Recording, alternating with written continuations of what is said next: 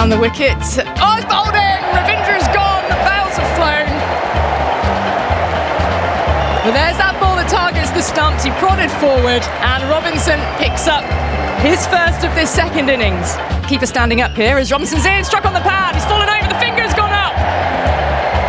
Just tumbling over in terms of his balance, Mitchell.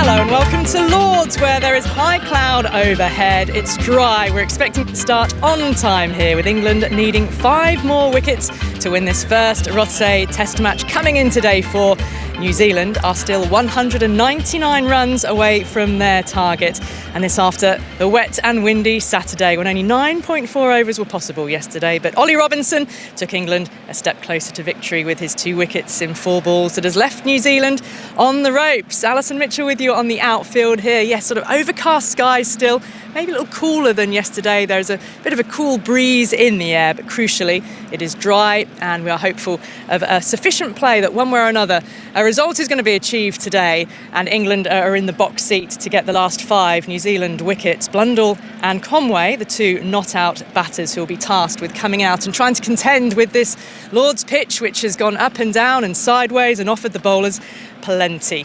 We should get an all-important check on the weather before we do anything else and just see what the official verdict is on how the day is going to pan out in that regard, so we can cross to the BBC Weather Centre, and Helen Willits is there for us. Helen, what can you tell us for this Sunday at Lords? Alison, good morning. Hello. We should have more play than yesterday without a doubt, because it is looking largely dry. You have got high cloud. There is a lot of cloud upstream. I'm just currently following the satellite picture. The weather fronts are to the north of us, but it's not going to stop the high cloud increasing and the cloud thickening really this afternoon. And there might, by this evening, be a bit of patchy light rain if they're still playing. And of course, that could affect the light more than anything else. But it does look as if it should be mostly dry, some strong sunshine around. You're right, there is a bit of a breeze. It's not as windy as yesterday, and actually, even though it feels a bit cooler this morning, it's going to turn out to feel warmer than yesterday when we just managed 17 or 18. We should manage about 20, possibly 21 today, and we keep talking about it all happening today, don't we? But if it does go into a 5th day by any chance, we've got more rain to contend with. That coming in this evening will linger through the night and into the first half of tomorrow, with some heavy showers following. So cross fingers for today, I think, Alison.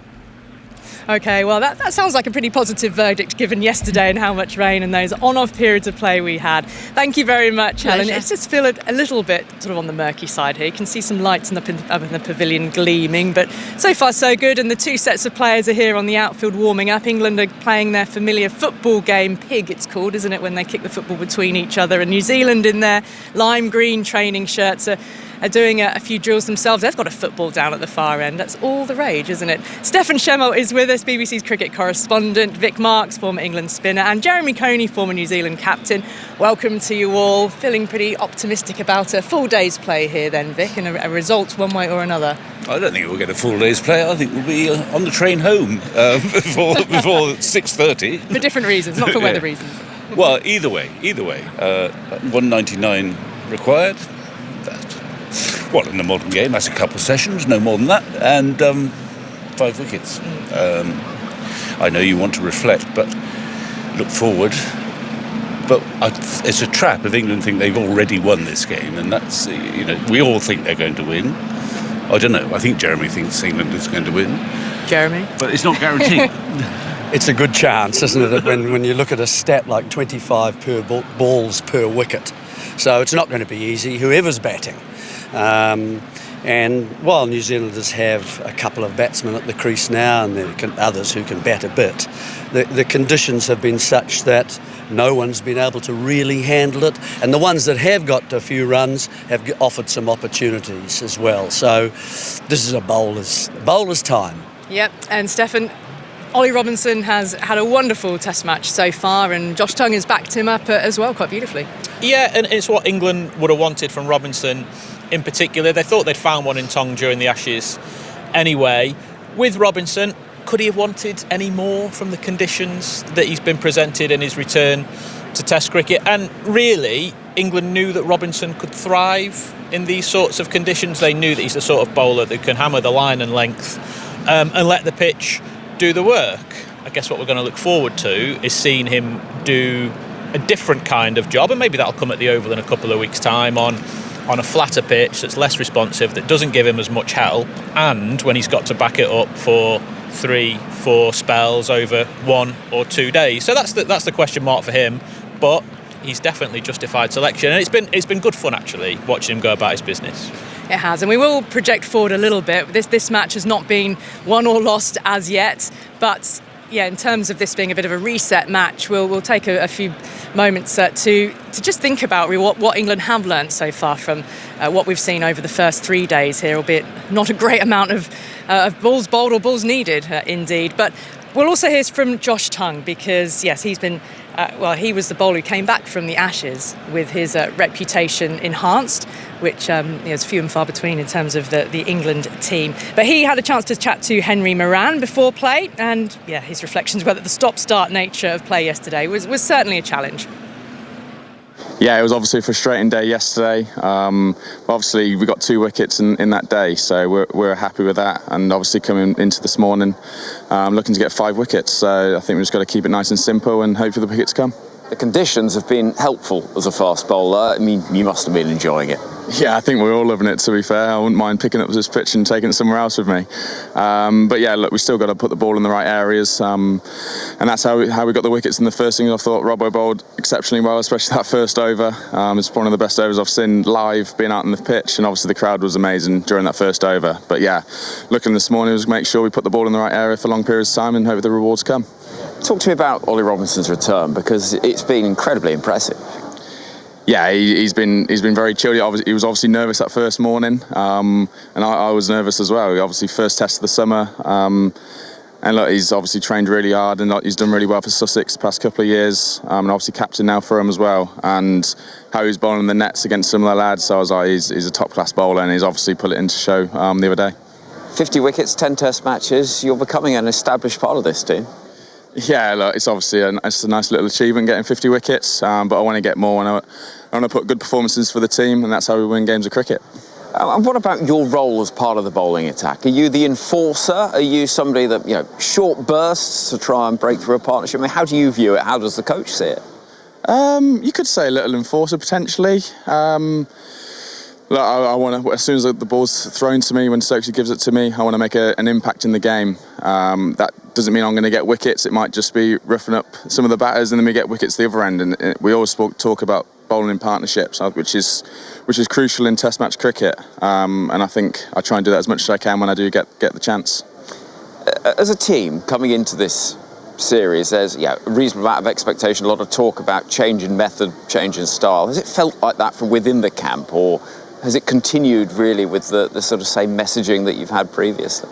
It's been pretty similar. We're trying to sort of move on to obviously this series, and obviously Pakistan towards the back end of the summer as well. But look, we're still trying to be as positive as we can, but obviously realising the situations that we could get ourselves into, and maybe just reapplying the pressure back onto the opposition as well, which obviously happened in the first innings here. Obviously Brookie's knock, putting the pressure back onto the opposition, and obviously those runs are crucial, and obviously Emilio Gay coming in and getting 50 odd against a good bowling attack as well. And it's just trying to find different ways of putting pressure on the opposition, especially on this sort of pitch when it's bowling friendly. Is it a good pitch?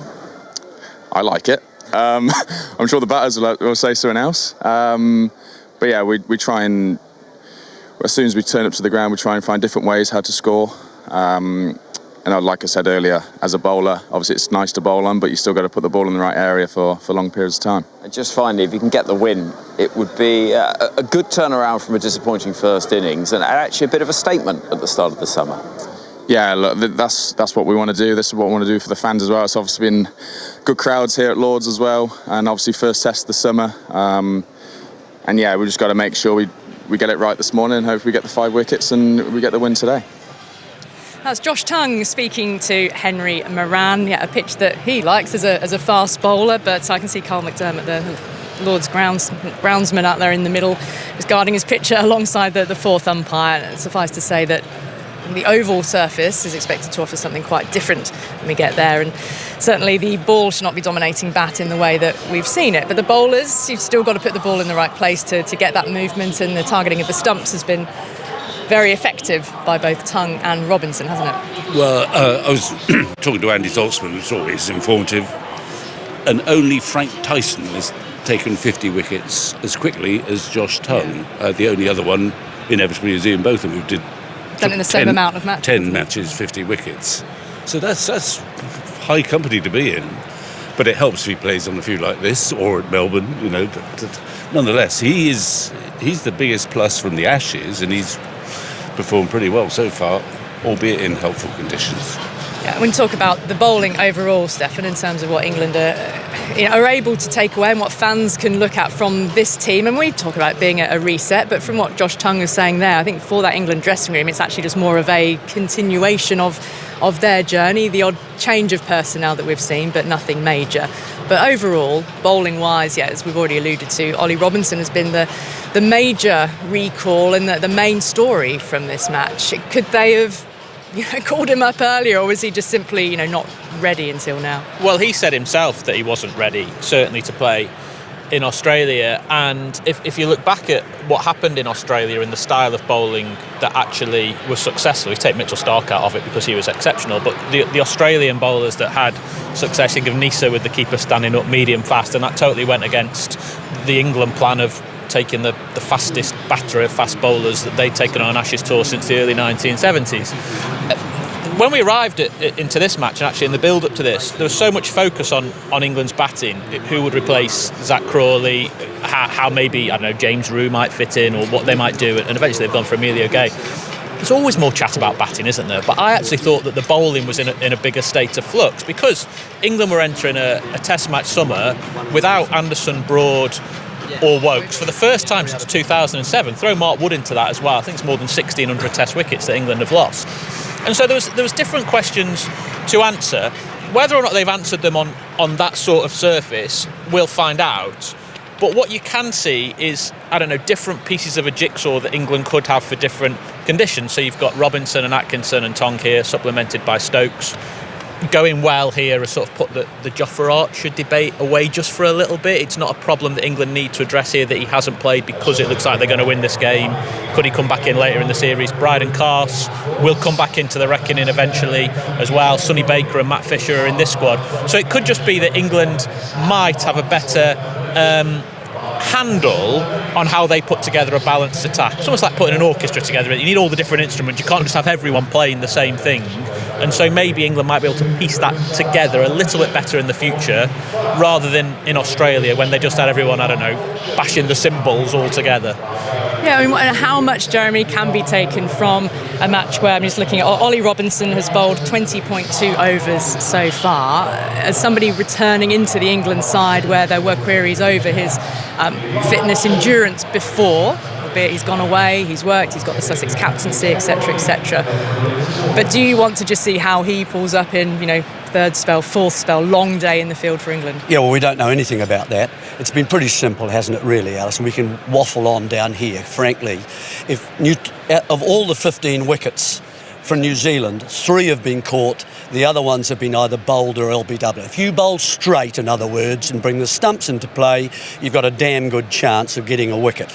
And it's very simple because he does bring the wickets into play. That's why we're talking about Robinson so much. So he's going to get more, and therefore you have to disrupt him. The only one period of play when he has been disrupted is when Jamieson attacked him and he went short and they went short, which was nonsense. Frankly, that's not the way to get wickets on this particular surface. We haven't found anything about his fitness yet, and his attitude I can't comment about. So I don't think we've learnt too much more. This has been perfect conditions for him, absolutely ideal. Getting on and off the field, getting refreshed, bowling with a new ball.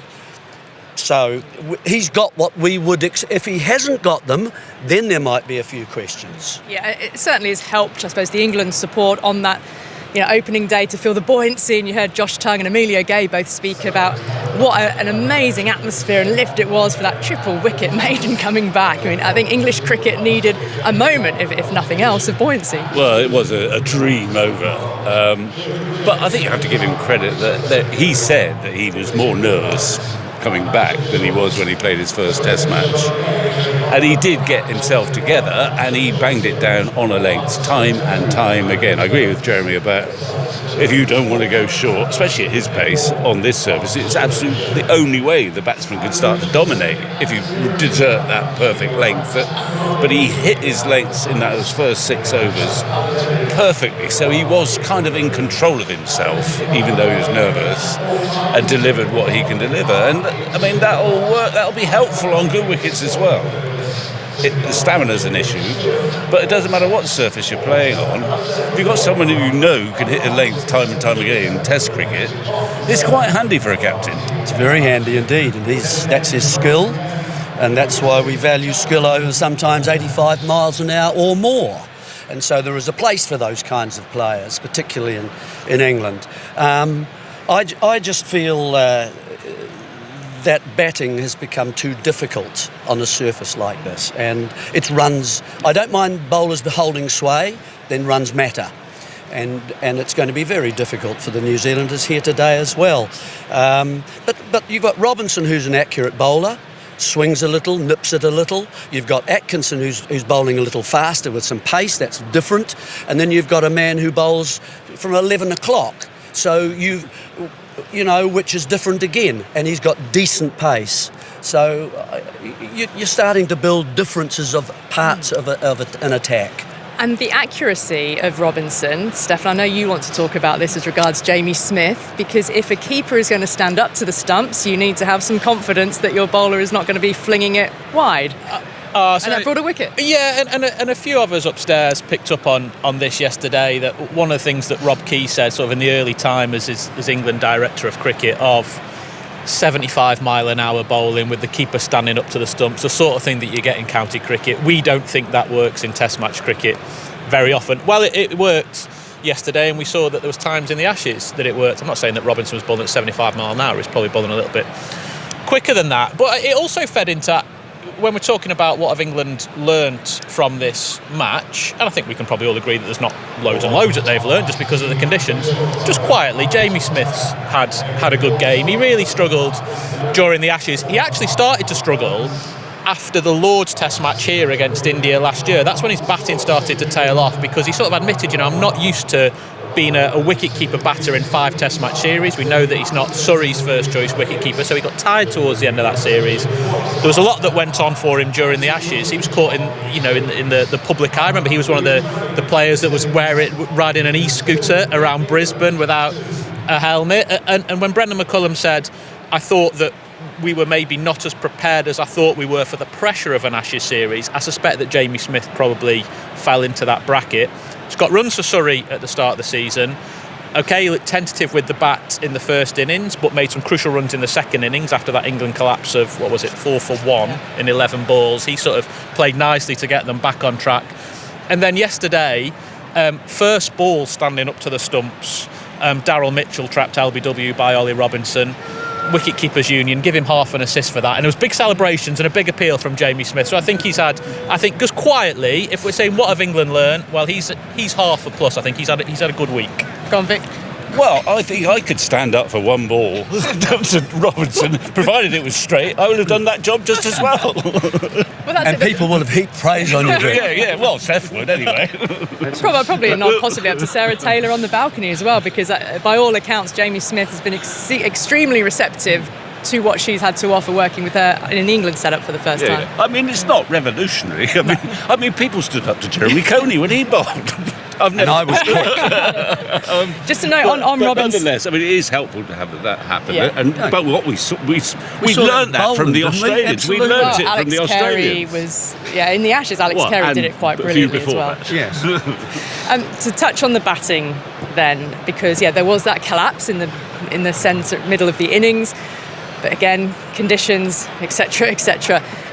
Emilio Gay, undoubtedly a successful call-up and a half-century in his first Test match. But again, is it going to be about what England can do and the way everyone will be still watching the style of play, how they go about it on a better batting surface than this? One thing I thought about England in the first innings was that they looked a little bit tentative, and that maybe that they had heard some of the outside noise about approach and all those sorts of things. And then it was Harry Brook who went out and got 50, playing like Harry Brook. He was authentic to himself. In the second innings, Emilio Gay was also authentic to himself. He had a plan of trusting his defence and scoring runs his way. And in any sort of sport, whatever level you play at, you've got to have a plan and you've got to back your method. That's when you'll feel the most comfortable, and that's when the way to succeed. When you try and do something that you're not comfortable with, that's when you're going to come a cropper. Gay will have other challenges, and I think lots of people who know more about batting than I do have looked at his technique and thought that they can see ways that he might be exposed in the future.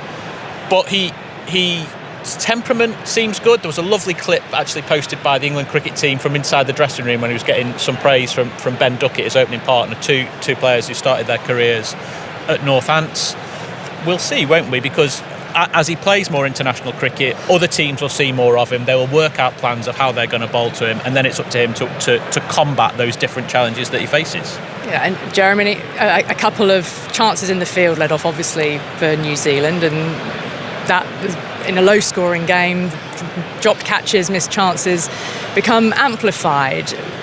What are you watching and seeing about the New Zealand team that you want to see more of through the series? What's your assessment of where they are at? Well, right if you're going to play on a pitch like this and your time is limited, and if you believe that batting is about scoring runs ultimately, you can't just keep defending on a surface like this. There is some ball that's going to come along and do something and you're gone. So if you want to help your side, I think you've got to be a little bit more leaning towards aggression, but selective aggression. And I think that's what New Zealand haven't done with the bat. They've tended to back their defence. And let's be fair, the defences aren't quite as strong as they used to be. So that I'd like to see some more of that today. Selective aggression. Catches, definitely, we've got to do better in the field. They weren't hard catches either, and that's cost New Zealand probably 80 runs in a very low-scoring match. England equally in the field now, Vic, will want to have a clean fielding day. I mean, they haven't done too much wrong in that regard as yet, but yeah, if a few catches suddenly go down in the pursuit of 5 wickets. Yeah, well, Jeremy's right. I mean, it could be the other way if they'd held their chances. England, I don't think, have squandered any at all so far. It's weird, isn't it? We came back from the Ashes, yearning for batsmen who could create an innings that lasted about 60, 70 overs. But on this sort of surface, old men like Jeremy and even myself are saying, well, you've got to go after them. You've got to make the bowlers try and bowl badly to disrupt their rhythm on this sort of surface. They'll be having nightmares somewhere at Lord's about this surface because it's not what they would have wanted, and they clearly can't quite control what their surfaces are like, because this is not an ideal spectacle for a Lord's Test match, and in a way they'll be quite glad it rained all yesterday, so we're in the fourth day. What's the problem? Yeah. But they'll be worried by it because this is not the perfect Test pitch. One thing that we haven't quite yet touched on, and there hasn't always been enough time to determine, there's almost as many things we don't know yet because of the short nature of this match, but Ben Stokes dropped himself down to 7. Are you concerned, Steph, about his batting form throughout the summer? I mean, we need to see more of him to determine where his batting is at. Is that fair? It's really difficult for Ben Stokes as well because he doesn't play a lot of cricket outside of playing for England. He played for two games for Durham before this Test match, and I think he only had 2 innings in those championship matches. And I don't know if he's attracting good balls or he is trying to make us say trying to make us think he got good balls. The way that he reacted to the ball that Nathan Smith bowled him with in the first innings was like he just faced the ball of the century, and actually it was one that went straight, really. So that is a concern. And yeah, he has dropped himself down the order, and one of the reasons that he said that he did that is because he thought he had more experience of batting with the tail than Jamie Smith has. If you're being quite cruel, you say at the minute that Jamie Smith is having to bat with the tail because that's where England's tail has started at the minute, with Stokes coming in at 7.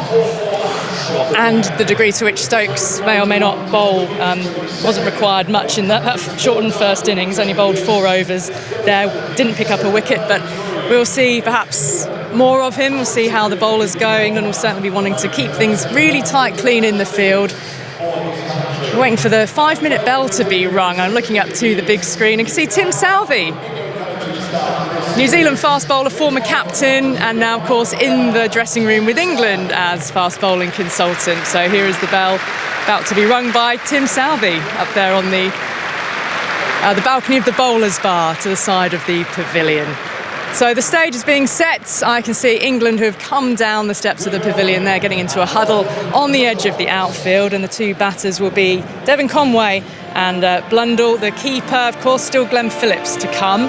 Interesting to see what approach he takes on this surface. So England on the hunt for 5 wickets. Let's get up to the commentary box and join Aggers and Tuffers. Hello both.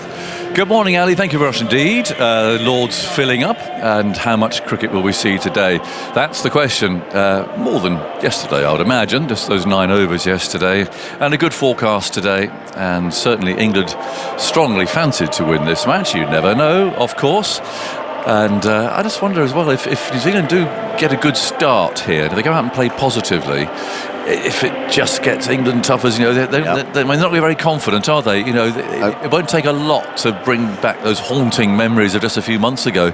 I'd like to see New Zealand attack here, come out and really say, right, okay, we're up against it, we know that. If we just poke around, we'll get bowled out on this surface. Get out there, play some shots, and just really try and put some pressure on it. I think they went about it the wrong way, actually, New Zealand. I think they should have done exactly what you just said there. Go out there and try and sort of throw a few punches, try to unsettle this England bowling attack, because as you well know, John, when the pitch is doing it for you, if you just run up there and put it on the line and length, it's going to happen. You've got to try and sort of upset the apple cart somehow. Yeah, I think so. I mean, they've really allowed Robinson in particular has bowled very nicely, but it's allowed him to bowl, haven't they? Just keep coming in and putting it. The only time that he struggled was when Jameson played some shots in the first innings, and then we know a few long hops of 6s struck and all that, and it just unsettled him. But we shall see how they go about it. They'll no doubt have been talking about this long and hard into the night and again in the morning. Robinson, I see, is going to bowl from this end, the nursery end. He's wearing number 1. There aren't many number 1s, I don't think. It's been quite unusual. Yeah. Morning, Andy. We'll fade you up in a second. There we are, you're up. Morning. Well, he didn't used to wear number 1. I think he was 57 in his previous incarnation with England. Changed to number 1. Because there aren't many ones. No, I'll have to look around. There's no central database of shirt numbers. There isn't. There should be. It's a bit like wearing gold shoes. You've got to be pretty good to wear gold running shoes. I think so. Sort of thing. I think you take number 1. It's either kind of a bring it on sort of gesture, isn't it? I'm number 1. I think not even Kohli's number 1, is he? He said he said it's his favourite number. Did he? Yeah. Oh, well, fair enough. He can wear what he likes. But Absolutely. I was just simply noting that I don't think strong. It's strong. I don't think there are any other number 1s. Anyway, he's going to bowl with the keeper standing up. That was successful yesterday. I now know why the walkie-talkie. Oh. Yes, because I could see Brendan going, get the keeper up to the stumps. Oh. Did you see that? No, he was going, bring him up. And then he got onto his walkie-talkie. I don't know where it goes. It goes down to the dugout down here, apparently. And it worked, didn't it? Trapped him in his crease. And they run something out, a pair of gloves or something, supposedly. Yeah. And pass a message. Yeah. But it worked. Got Mitchell out, didn't it? Good. Yeah. He was batting well out of his crease, and then a bit of an Alex Carey ploy. Right, well, this is typical. You get virtually an entire day washed out. But you can't start the 4th day 30 seconds early.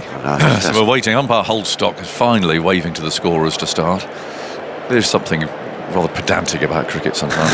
55 for 5, and here we go. Blundell's on 2, and Robinson completing this over as a short leg. In he goes now with Smith standing up and Blundell's on the front foot. This pushes the ball calmly away into the offside. Oh. That's a round of applause. Relief, maybe. Perhaps there are people who are here from yesterday. It's grim yesterday. Oh, it was. Oh, horrible day. Where's that come from? Middle of June? I don't know. Flaming June. Cool. Actually, funny enough, the forecast tomorrow isn't very good. So it will be done today. Yeah, either way. Whatever happens, yeah. Yeah, don't count New Zealand out. You never know. Oh. There'll be those little jitters in the back of your mind. 2 slips, 2 gullies, and Gay at short leg. Robinson runs in and bowls, and stubbornly defended by Blundell. Fielded by Duckett, who's appeared there at backward point. So it is overcast, but the cloud is high. I mean, it's nothing like the miserable scene of yesterday. Any cricket ground in the rain and gloom looks horrible, even Lord's. Yeah, windy, cold. Yeah. Usman Khawaja wears 1 for Australia. Does he? Does he? Ah. There you go. Well, look, I only saw him play 5 tests a few months ago. Robinson bowls, and back goes Blundell to complete that over. Smith picks the ball up, and that's the end of the over. 55 for 5. So apart from Usman Khawaja, What would you wear, John? I think I'd be 11. I'd like 11, you know. yeah, I always see myself as a number 11. Well, As an 11, I don't know. that's an obvious one, I suppose. I don't know what number I'd have. You could have your test bowling average. That fit on. Crikey, it wouldn't fit on the So shirt. you could fit on the back of the Thank you, Tuffers. Okay. It's an unfortunate fact that Wisden and every other cricket publication has got my batting average and my bowling average the wrong way round. It's a misprint. Bowling average was 10 and batting average was 90. Oh, right, okay, 90 it is then. 55 for 5. Josh Tongue is going to bowl from the pavilion end. Oh, he's impressed. He's really suited that. That end suits him. He's come on leaps and bounds, hasn't he? He has, yeah. A little bit wayward when we first saw him, but had that potential pace and bustle. But he's really, become a lot more consistent, hasn't he? I'd say he's England's best bowler at the moment. Confidence. Yeah. High. Yeah. Good pace. Yeah, oh, absolutely. Well, 193 yesterday, not the other day. Well, he's going to Conway, who took some blows yesterday. Oh. He's done well to still be there. 19, and Tongue comes in, bowls to him, and he comes forward. Carefully pushes the ball out to Stokes, who drops it. You haven't found another one, have you? KL Rahul. Number 1. So That's right. in every single one of England's previous 10 tests, there's been a number 1 on the other side. Were you paying attention? I'm giving it up. I just... well... right, well, you can stop looking now. Yeah, okay. Yeah, that's it. You probably saw that Bubba Azam or somebody wears 1 as well, and he'll be coming at the end of the summer. 55 for 5. In comes Tongue. Bowls. That's turned away for the first run of the morning. Tucked away out to backward square leg. Atkinson will pick that up. 56 for 5. Actually, it's Robinson there, isn't it? Get that right. Good crowd. It's on Josh Tongue and his superb performances for England. This is his 10th test, 53 wickets, which is as many as Ian Botham had in his first 10 tests, albeit at a higher average. And that's the joint most since Frank Tyson in the 1950s, and behind Tyson, Botham and Tongue, the most since Maurice Tate in the 1920s. So that sort of puts in context how effective he's been. And last summer against India, a very good series on difficult bowling pitches. Tongue again then on his way, bowls to Blundell, who flicks a full ball away just past a rather startled looking Gay there at short leg, and they come back for 2. If you're not used to standing in there, that's one that just reminds you that it's a bit like being in a skittle alley. You really have no time to react, do you? No. Yeah, I think he's first on the team sheet now, Josh Tongue. Really is. He's improved. Well, if Archer does come back for the next Test match, and there's still no guarantee of that, but if he does he walk straight into the team? Oh, there you go. You're not dropping Tongue. No, you're not dropping Robinson. No. I think Atkinson's a good bowler as well. Yeah. Tongue on his way, moves in, bowls, and hits him on the pad. That's going to be out, surely. It is LBW, another one. Cut back, kept low, and Blundell's trapped in front. They're having a conversation about it. I think Conway might say, well, he looked out from here, mate, if I'm honest. He looked out from here. It's just if Blundell's trying to persuade him. You sure? Go on. No, off you go. So he's walking off. There you go. Another LBW, another bowled. I mean, it's just keeps going. I mean, a really good delivery again from Tongue. That bustle, it's nipped back on him, hasn't he? He's sort of trapped in the crease. Didn't get forward, didn't get back, kept a bit low, nipped back. Thanks very much. I reckon leg stump. Look, I mean, I haven't seen technology, but it's it did come back quite a long way down the slope. yeah. That'd be the conversation I suspect Blundell was having, but his teammate was having none of it. Did it ever? Blundell's out for 4. I'd like to see it. I reckon leg stump. Yeah, smashing it. Yeah. So anyway, that's an early wicket for England. That's what they want.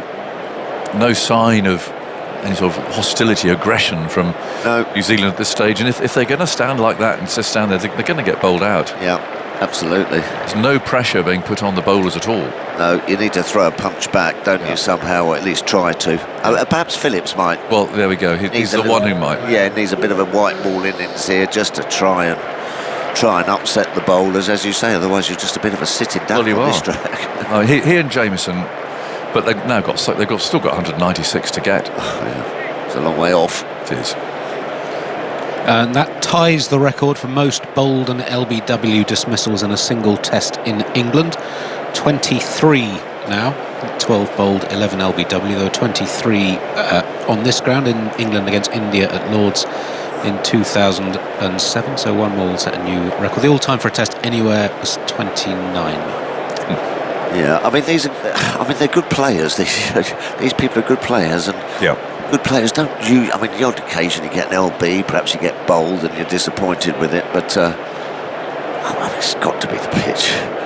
Well, it just tells the story, doesn't it? Yeah, it just demonstrates what the issue is. Yeah. Professional batters don't often get their stumps knocked out the ground. No. So Glenn Phillips, right-handed, a positive player.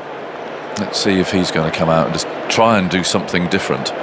It's 2 slips and a couple of gullies. And short leg has moved a bit straighter. He's now short mid-on, really. His tongue comes in and he bowls to Phillips down the leg side. Now, did he get something on that? He might have done, looking at the body language. The ball runs for 4. Did that come off a glove? No. Leg byes given, but certainly England's fielders there were interested in that. Must have been obviously a sound. Backside or something, pocket. Yeah. Well, they're still looking as if they felt that he got something on that, but it doesn't matter. He's gone for 4 and Smith couldn't stop it. But it was a hostile ball from Tongue again. It flew, and I think it's off his hip, isn't it? Off his shirt. So. Ugly bowler, isn't he, Tongue? Yes, not my cup of tea. Sort of angling in, isn't it? Is that sort of like, jagging back at you? Not nice. And the lower order batsmen don't cope with that very well. No. Hostile, as you say, aggressive. Leg slip now. Tongue on his way, bowls, and Phillips turns that into the leg side. Let's see if that comes off the pad. It's not gone very fast. It suggests that it could be a leg bye, but no, he's off the mark. So 62 for 6. Applause for Tongue there, eventually, for his wicket in that over.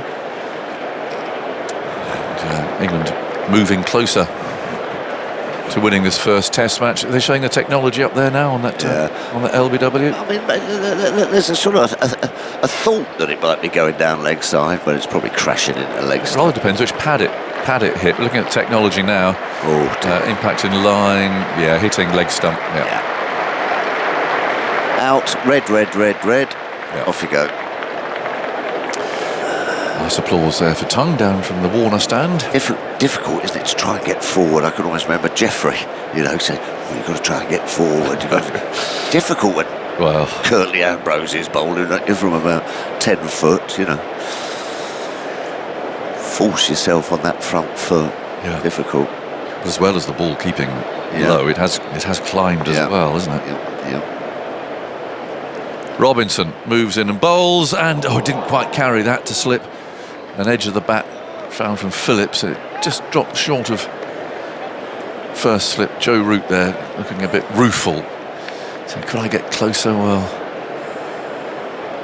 just landed in front. It squared him up, this one. It was going to move down the slope. Really you'd expect that to carry to first slip.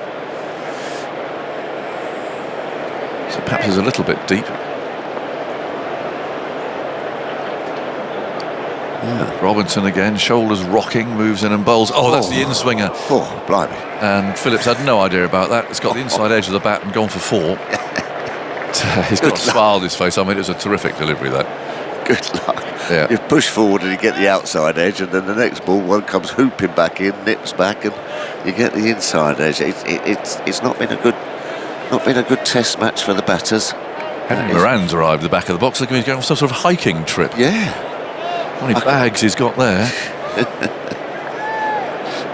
Off he goes. Yeah. Mystery tour. Buckaroo. Looks a bit like Buckaroo. Yeah.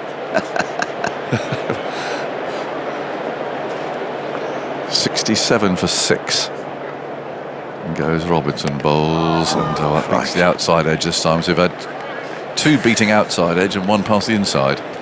The 3 balls of the over. It's quite difficult to bowl a straight delivery on this pitch, actually. Like he's got to have a go. Yeah. Got to do something. Yeah. Trotting about, you're going to get out. Well, you might get out having a go. But, at least you go down like a lion. Exactly. Yeah, not like a lamb. With a counter-attack. Yeah, that's right. Wicketkeeper still standing up as Robinson pauses for a moment, now sets off once more. Over the wicket he goes. Oh, he's beaten the outside edge again. Just a fraction away from the off stump as well. Hasn't gone back once since he's come in, has he? I don't think he has. Wow, yeah. Jagging around, doing all sorts here at Lord's. 3rd day. Cool. Bounce as well.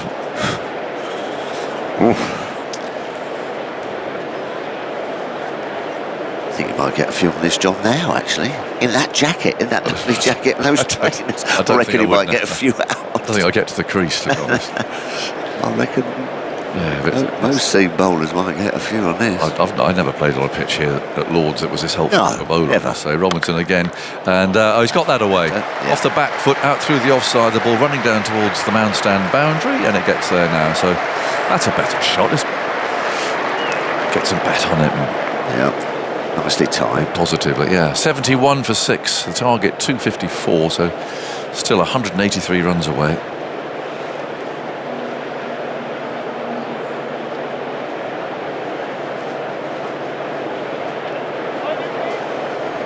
There are some gaps around, but not many. I think most people who have bought tickets today have made the journey. Some empty seats up there in the tavern stand. Robinson moves in, bowls, and first plays no shot, and that really leapt. As well stopped by Smith. Got to react so quickly, haven't you? Standing up so close. He actually dropped the ball, but he stopped it. That was the point, and it climbed. So 2 boundaries off that over, 1 off the middle of the bat, 1 off an edge. And New Zealand 71 for 6. We've got Smith, not a great score. Davison and Henry to come. No, it's not. 0-20, 18, 0-8, 0-4. Yeah, only 2 with double figures. Yeah. One of them is Conway, who's still there. He's battling away, but he's got 20.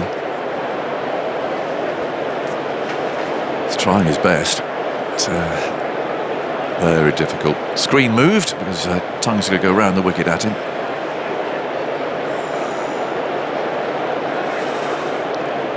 And Conway grips his bat, left-handed. Looks up to see Tongue running in hard, quite square on as he runs up and bowls outside the off stump. Conway lets that go by.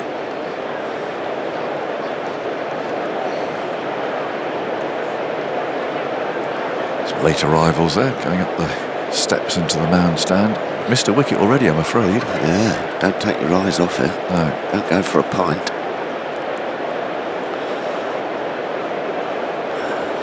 Well, presumably, on this year's history, the Oval's going to be a flat pitch, isn't it? I mean, you would have thought so. Well, good pitch, yes, good pitch. You know, Tongue bowls, rather cramps Conway, who from leg stump plays that down towards gully. A tumbling ducket. They have left a bit of grass on it lately, though. I've seen a couple of oval pitches quite green. Yeah, have some runs, haven't they? Yeah. You don't want you don't want a road. No, you want something that gives the bowlers a bit on the first day. It's just that extravagant sideways movement. Yeah. I mean, it's like just next thing you know, you're facing up, bang, thuds into the pad, and you keeps a bit low and can't do much to react. Tongue bowls. Conway slices that away. He's got 4 runs through third man. There's no one there. A bit of luck there. That could have gone anywhere in that slip cordon. No, and it's not been one of those games either where I know, some of us are quite critical at Melbourne, for instance, where 10 batsmen didn't really seem to show any inclination to really just get in there and fight it out. Absolutely. And I thought they should have done so. I agree. Grounds have got a bit hung out there. Yeah, I agree. But this is different. This is they've tried here. You've still you've got to try. Yeah, I thought Melbourne actually neither side really. No, you guys can't flail the bat at everything and hopefully get 20 or 30 or something. You've got to get stuck in a bit. Conway's done well. Yes, he has. Here's Tongue, moves in, bowls to him, and he's dropped. Dropped at second slip. Brook puts that down. He wrings his hand. He's sitting on the grass as Root throws the ball back. Went quite quickly. It was funny on that because he's on the back foot. And whether he was trying to ramp the ball over slip or play a cut shot, I'm not sure. But you don't often see catches off the back foot like that. I think he was actually going to try and leave it in the end. Yeah. And it flew away to Brook, about head high. Perhaps a little higher than that. Yeah, it was just above his head. But, down it went. Yeah, it went quickly. Yeah, he wouldn't have seen much of that, Brook, because he was on the back foot. But an unusual one. Yeah, hit him before he sort of computed it, Harry Brook. But straight shot. Life for Conway. And Tongue comes in and bowls to him again. He covers up. That's just played out to Shoaib Bashir at mid-off, who hasn't bowled a ball. In fact, we haven't seen a single delivery of spin in the match. Still scratching my head about the selection, really. Yeah. Strange selection, that, for me.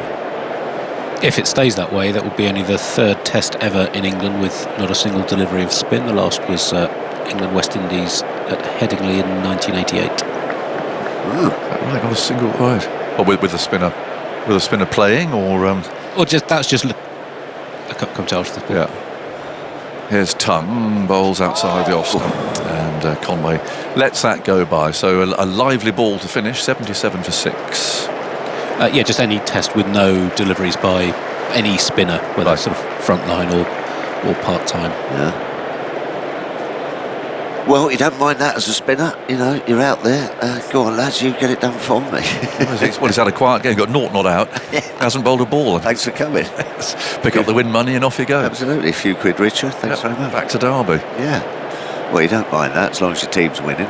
Well, exactly. Yeah, no. It's a bit like... well, you like to be involved. Well, Shivnarine Chanderpaul picked up his $1 million in the Stanford game, didn't he?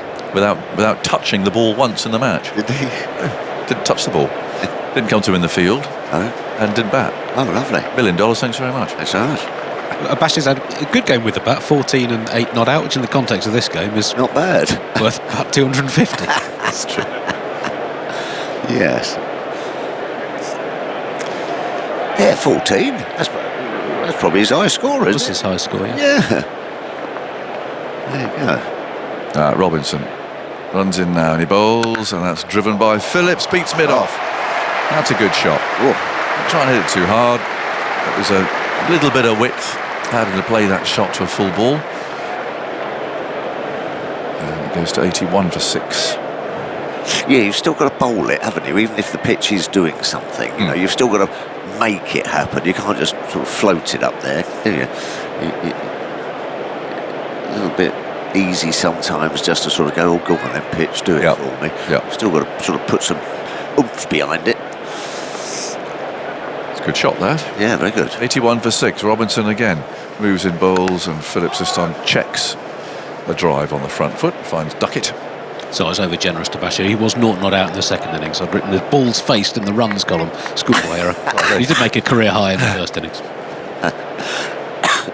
Come on, results. Yes, correct. I didn't include the first innings. There you go. It was 14, yes.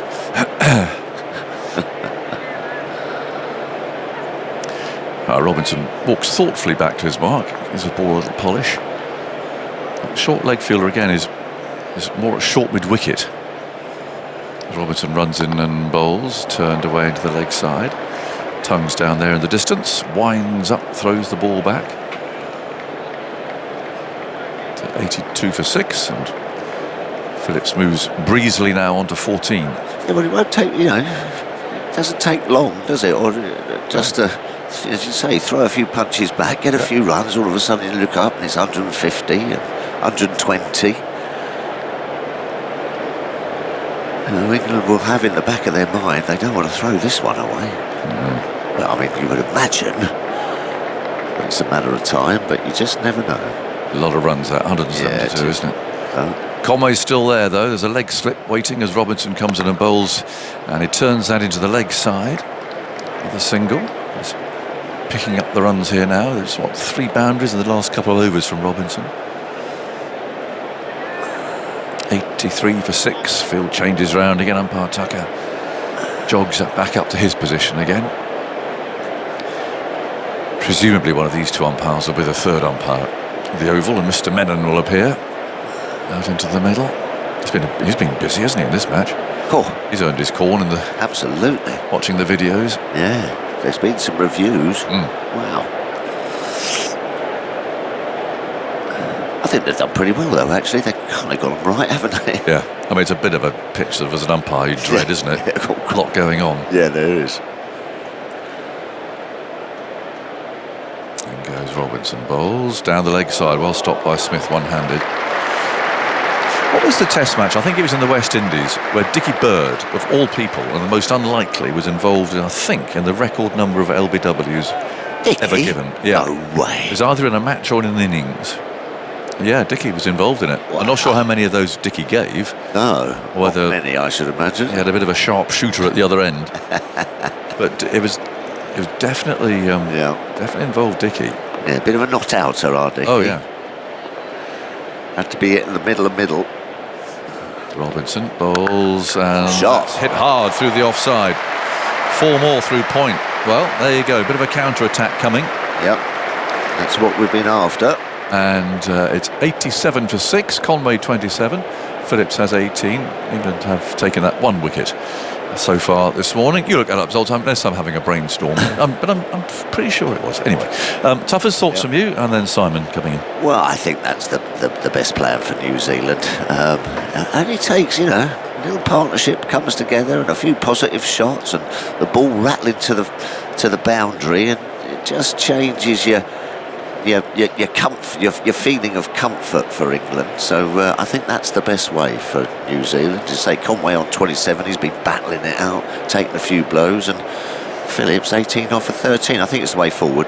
So yeah, they've been rattling along this morning. Yeah, one way or another. I mean, a few come off the edge. There was a 4-leg buys as well. They have had a bit of fortune. I think you need that, don't you? I mean, Conway dropped it, slipped. That one went for 4. Yeah. So what have they scored this morning? They've scored 32 runs in 20 minutes. Yeah. Now Josh Tongue, 8 overs, 2 for 25. Conway on 27, battling away. And here is Tongue round the wicket to bowl to Conway, who comes stabbing forward and turns that into a small gap on the onside. There's another single. Runs out towards mid-on, where it's picked up by Robinson. I suppose on this surface, as a bowling side, the team, if they are positive, they can profit for a bit, and then suddenly one comes along that undoes you, and there's almost nothing you can do about it. No. And then you might get one straight afterwards. So you think you're going along nicely, and then bang, bang. Suddenly you're 8 down, or that's what you've got to tell yourself as an England bowler. Yeah. At 254, little partnership going here. Phillips 18, Conway 28. England needing 4 wickets to win the game. And here's Tongue going into bowl to Phillips, and Phillips has beaten. Well, just outside the off stump. Tongue cannot believe it. He stands in the middle of the pitch with his knuckles on his hips, as if the world is against him. It was a fine ball, and I think that's the point, isn't it? There are lots of good balls around. Yeah. And Conway's come down the pitch to do some guarding. I don't think that's going to help. It's amazing that you see batters come down the pitch and prod it, and well, what difference does that make? It never seems to make any difference at all. No. It's a mind settler, I suppose. Yes, it is indeed. It's kept a little bit low as well. It's not the most attacking field here for England. There were 2 slips, a gully, and a kind of half gully backward point. It's a mid-wicket. There's no short leg at the moment. There's no leg slip. So there are 4 saving 1 and a fine leg. Tongue bowls, and Phillips with a bit of a hop there defends back to the bowler. Tries a bit of football and ends up kicking it out towards mid-wicket, and there's no run. It's overcast, there's a breeze, so New Zealand haven't exactly got the morning they would have wanted. although it is a bit stiller today, a bit more settled, but it is overcast, so the overheads you feel are favouring England, and also the pitch as well, with up and down. Good crowd in for what could be 3/4 an hour's cricket. I suppose you've got a ticket, you turn up. Most people. Yeah, nice little hum, isn't there? Yeah, lovely buzz around the ground this morning. Yeah. Tongue bowls. Phillips defends the ball on off stump, hits it firmly back towards Robinson, who's fielding it at mid-off. It's noticeable that last over that he went back, didn't he? The keeper Smith has been standing up. Yeah, and that's a good tactic with Robinson keeping the player back in his crease. It can put you off as a bowler, especially a seam bowler who's not used to that sort of visual as you're running in. It can just sort of like throw you off your line and length a little bit when the keeper comes and stands up. You've got to almost try to put him out of your field of vision, you know. 2 slips go down, and Smith as well. Tongue rolling in from that far end, bowls. That's forced away nicely by Phillips. He's found the gap on the offside. It's going up towards the grandstand. 3 fielders are after it, and one of them gets there and knocks it back, and then Duckett completes the throw. They've saved a single there. No, 2 in fact. I was watching the ball. I imagine they would have come back for 3, but no, Phillips was able to get 2 there. Perhaps he thought that was going for 4. So saved 2 runs. That was very close to going into the boundary. Just checking to make sure that who was it down there? Stop that. Stokes, captain. Who? Sorry. Excellent from Ben Stokes, saving 2 runs. He's had quite a game, Stokes, hasn't he? We haven't seen him bowl yet in this second innings. Yeah, I've never. 4 overs, 0 for 22 in the first innings. Yeah. He's let the other 3 do it, really. Yeah. Tongue bowls, and Phillips is forward, defending up towards mid-off, and then with the bat. Yeah, privileges of captaincy, perhaps. That is. 0 and 12. 0 and 12 and 0 for 22. Yeah. I mean, got the ball of the century as well, didn't he? You always know when people aren't quite in nick or struggling a little bit. It's like, oh my God, that was the best ball. If anything, that was probably one of the straighter ones that were bowled. Yeah. Well, that was the end of the over. 90 for 6, New Zealand. So they've been bowling along at a good rate this morning. They need a further 164 to win the game. Tick it off. And they've got a bit of batting to come as well. They've got Nathan Smith and Jameson. Yeah, they can hang about. Well, more than hang about. And Matt Henry as well, who can swing. Yeah. Although he didn't do that in the first innings because he just didn't have the capacity to do it because of his back problems. And Robinson's going to bowl round the wicket. The keeper's come up for Conway.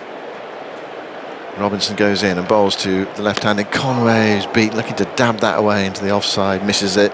I tell you something, that is.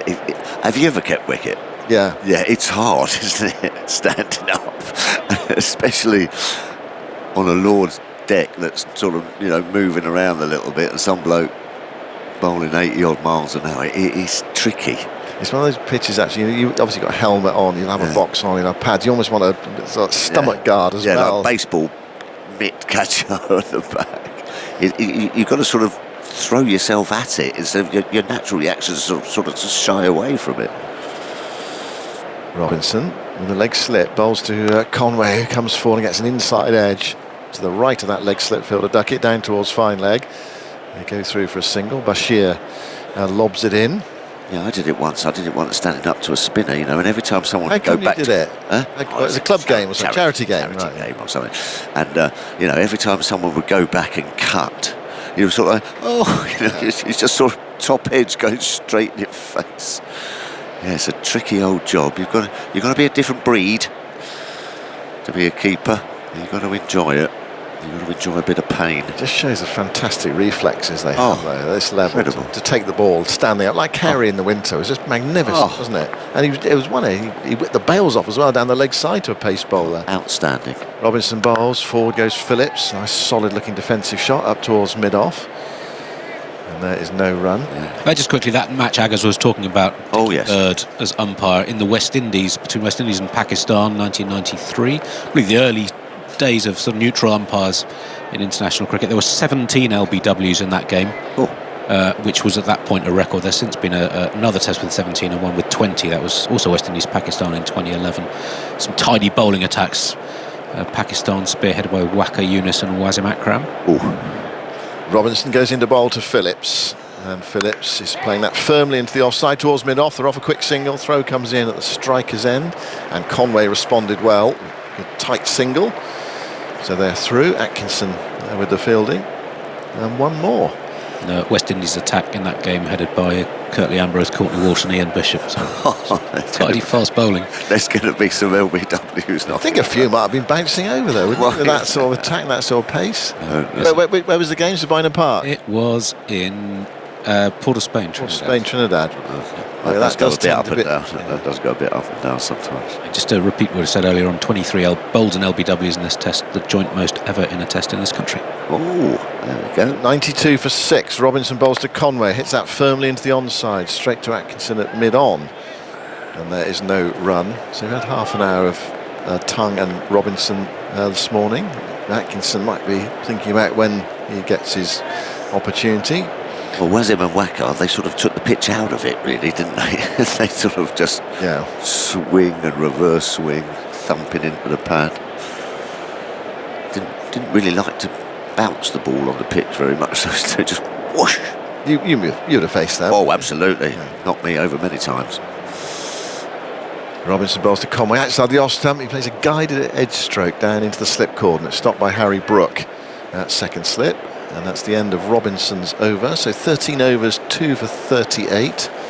92 for 6. 162 more required by New Zealand. Phillips 21. Conway 29. Phillips has got off to a bit of a flyer here. Adam Underwood messages on WhatsApp, hoping the game lasts at least 4 hours to keep me company on my 10-hour training run. 10-hour training. You've been on a few of those, Thomas, haven't you? 10-hour training run. I'm preparing for a 100-mile ultra marathon, which I'm doing in July from Edinburgh Castle to Glamis Castle. I think that's how you pronounce it, isn't it? 100 miles. Edinburgh, yes. Yeah, I was going to say, what, training run? He says, TMS is helping me keep going. Currently heading towards Livingston from Edinburgh. Right. Well, good luck with that. I hope it's... I actually probably don't want it too warm, do you? I know you're doing that sort of run. Tongue is moving into bowl to Phillips. Phillips gets the ball on his pads, which he brushes away down towards deep backwards square leg. And they are through for a single. 93 for 6. The wicket this morning going down at 58 when Blundell was beaten by one that nipped back a bit, kept a bit low, and was palpably LBW. He wanted to review it, but Conway at the other end, so I really don't think there's any point in doing that. And so they didn't waste one. It was smacking into leg stump according to the technology. So 93 for 6 now. Partnership here between Phillips and Conway, keeping New Zealand afloat as Jeremy Coney comes into the commentary box. Good morning to you, Jeremy. Morning, Simon. Morning, everybody. Conway waits, bat raised, 2 slips, 2 gullies, leg slip. Tongue bowls round the wicket. Conway plays down the ground. Nice looking shot. Runs from here. Might be 4. Fielder after it. They've run 2. It won't be 4. It's stopped in the distance in front of the away dressing room, and they come back for 3 this time. This time the ball is stopped towards the boundary, and they're able to pick up 3. Previous occasion was only a 2. Glamis Castle. 96 for 6. Very Macbeth. Yeah. And the Thane of Cawdor. Did you mention Cawdor? I didn't mention Cawdor, Jeremy. I knew you were coming in, so I allowed you to do that. Yeah, well, thank you so much. Yeah, I know. But beware the weird sisters on the way in some cavern. Yeah, well, let's hope. I'm sure people will know Macbeth. Absolutely. They will have done it in the 3rd form or whatever. Yes. Yeah. 96 for 6. Phillips on 22. Tongue bowls, and Phillips lets that one go. It curves back, but after it had gone past the off stump and through to Smith. You must have done a theatre production of Yes. Beth, haven't you? Yeah, well, that's doing the light. You used to do the lighting, didn't you? I did. Yeah. I did. I spent a year in Wales actually, getting that little diploma, and then in very out of the way theatres in London, one-man shows. Things like that, yeah. Look, as far as the day is concerned, undercover all yesterday, Not really much chance to dry out. Tongue bowls. Phillips seems a bit late on that. Nips back and keeps a bit low as well. Tries to force it, misses it. It's not taken cleanly by Smith and goes to first slip where it's picked up by Root. And if statisticians are to be believed, there's been a wicket every 25 balls, right. Just over four overs for a wicket. So that keeps bowlers interested. 13 out of the 16 dismissed by New Zealand are either an LBW or a bowled. So only 3 have been caught of the 16 dismissed so far. So it kind of says, please bring the stumps into play. Short ball, yes, occasionally to keep them back perhaps. Otherwise, keep it on the stumps. Well, here's a fielding change from England. They've got 2 short mid-wickets now. Tongue bowls, and there's an appeal for LBW, with half an appeal for LBW. I think it was nipping too much there. Might be an inside edge as well, as Phillips played at that one. Went down past the off stump, picked up by Smith. They're thinking about the LBW review. They're consulting. Stokes is square of the wicket. He's saying, come on, give me some information here, bowler and keeper. What do I do? It's been given not out. It was only half an appeal. Have they gone for it? Oh, they have gone for it. Okay. There wasn't a concerted appeal, was there, really, by bowlers? Third umpire to director. Anyway, let's see what happens. For LBW. Original decision is not out. I have checked the feed. It's a fair delivery. Front on, please. This is Nitin Menon. We're watching from behind, so it's difficult for us to tell quite where this hit on the pad. I think they're reviewing this. Oh. Okay. Back pad, it has nipped. The back. Can we have a trash, please? I think he's missed it by miles. Okay. Clear gap between bat and ball. Ball tracking, please. Well, this might be our old friend umpire's call, this. It's looking like hitting the leg stump, folks, but perhaps the outside of it. Or miss. It's jagged back a lot. Pitching outside of impact in 9. Wickets missing. That's how Thank much. you. I'll go back to Rod on field. Rod, you can stay with your decision. That's just a little snapshot of the pitch, isn't it? That we've seen throughout the game. Massive movement. We're in the 4th day. We haven't had many overs, have we? I'm just guessing wildly. 150, 160. 40 plus 30 is 70, plus 56 is 126, plus whatever we've had in this second innings. This is the 29th over. That's how many overs we've had. Oh, in this inning. This is match. Oh, sorry. I thought you meant the match. Yeah, in the match I do. Yeah.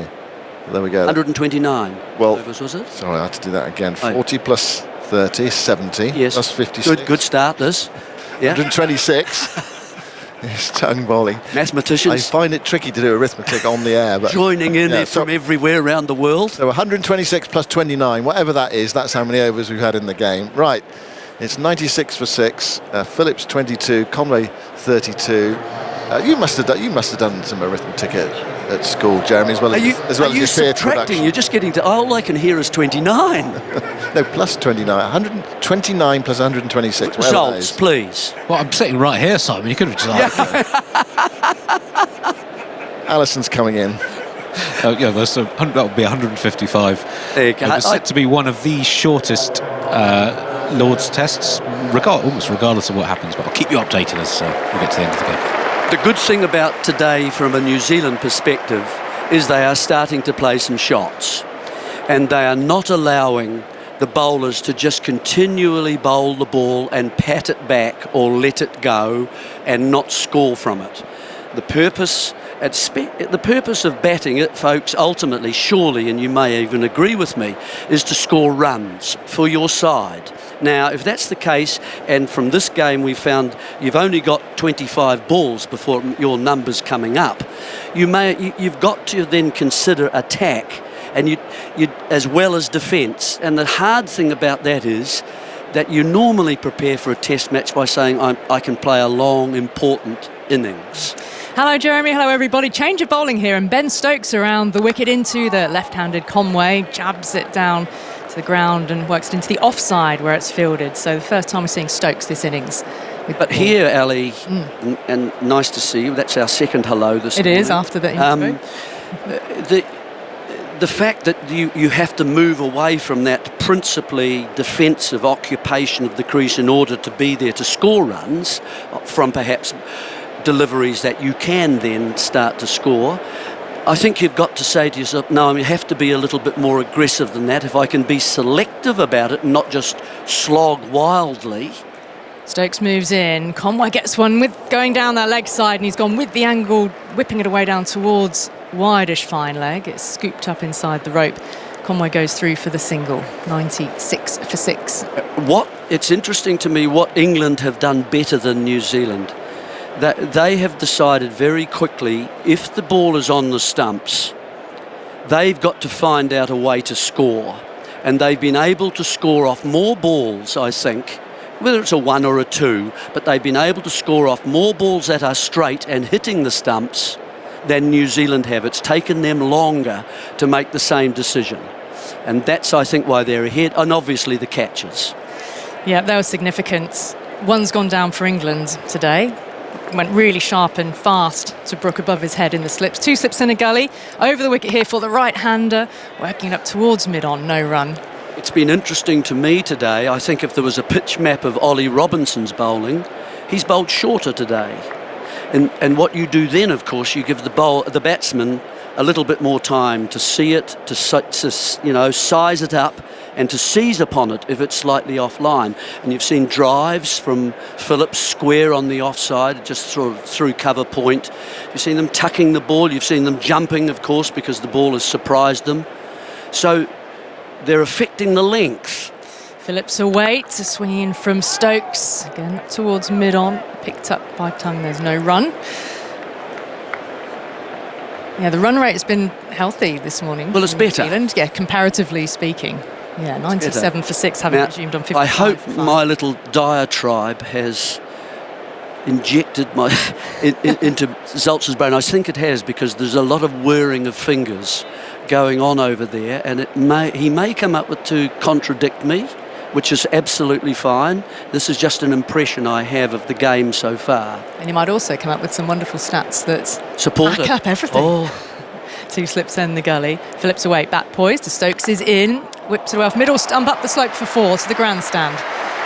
Fast hands, taking a good aggressive approach. Taking that one off the stumps as well. And that's Glenn Phillips' second quarter century of the match, which I feel in a game like this we should mark. Yes, he's on to 26, and significantly New Zealand have passed 100 as well. 101 for 6 in pursuit of their 254, so another 153 needed.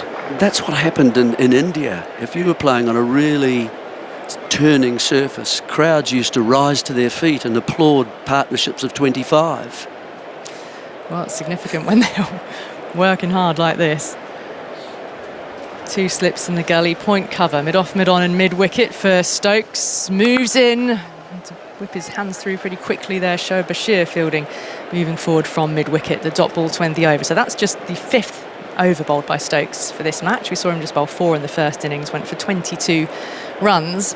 And you could say, does his bowling become more important for England given he's batting at 7 now as the course of the summer goes on? His bowling become more significant. He hasn't needed to do much in this match because of the nature of the surface and the job that the other quicks have been doing. Well, I think that number 7, obviously an all-rounder position, but normally you think it leans towards bowling a little more than it would if he was 6. Yeah. And part of that was almost built on perhaps an expectation that he'll be bowling more, and therefore moving from a bowling innings to the batting innings, he's got that little bit more time, was how he was putting it, to just get over any fatigue you might have, not just be still sitting there with your bowling boots on. If there's a clatter of wickets, find yourself in a lot earlier. He's giving himself a little bit more breathing space. He also would bat well, I think, with other people. I've just got just a feeling. Atkinson from the pavilion end now. Conway has worked it down through mid-off. Chase back to the boundary here towards the pavilion. And the slope just aiding the ball as well. Conway wants a 3rd here, sprinting back. Good running as well. They need to make England feel under some pressure in the field. And all it could take is perhaps a bit of an error here and there, another catch missed, and England might suddenly feel a little bit worried. It's still a long, long, long way away. It is and it's overs, isn't it? We've been talking overs and how many balls it takes to claim a wicket. So there's plenty of time for England. They don't have to panic in any way. What they may do is spread the field a little bit more. I was quite surprised that they would do that against Jameson in the first innings. And they went to almost a leg side theory again, with lots of people dotted about like pieces of bait. and I just felt that wasn't necessary on a surface that was rewarding you so much for bringing the stumps into play. Didn't feel that they were more likely to get a wicket by taking that ploy. Here's a catcher, short, straight, mid-on, as Atkinson is in. That one kicks back in on Phillips, and he's surprised by the bounce, drops into the offside to be picked up by Stokes. So there is still plenty of uneven bounce in this pitch. The bowlers are hitting their mark, and you keep saying targeting the stumps. Yeah, it's more up today rather than down. Yeah, Jacob Bethel got that absolute scooter. He was warming up on the outfield this morning with an Australian rules football for an Englishman with a an admonishing tone. You hear that, everybody? Well, it was the tone by which the photograph was sent to me by my brother, who's down near the boundary, and he said, warming up with an Aussie rules football. What's happened? Atkinson moves in, right arm over here, outside the off stump, left alone by Phillips, and through to Smith it goes.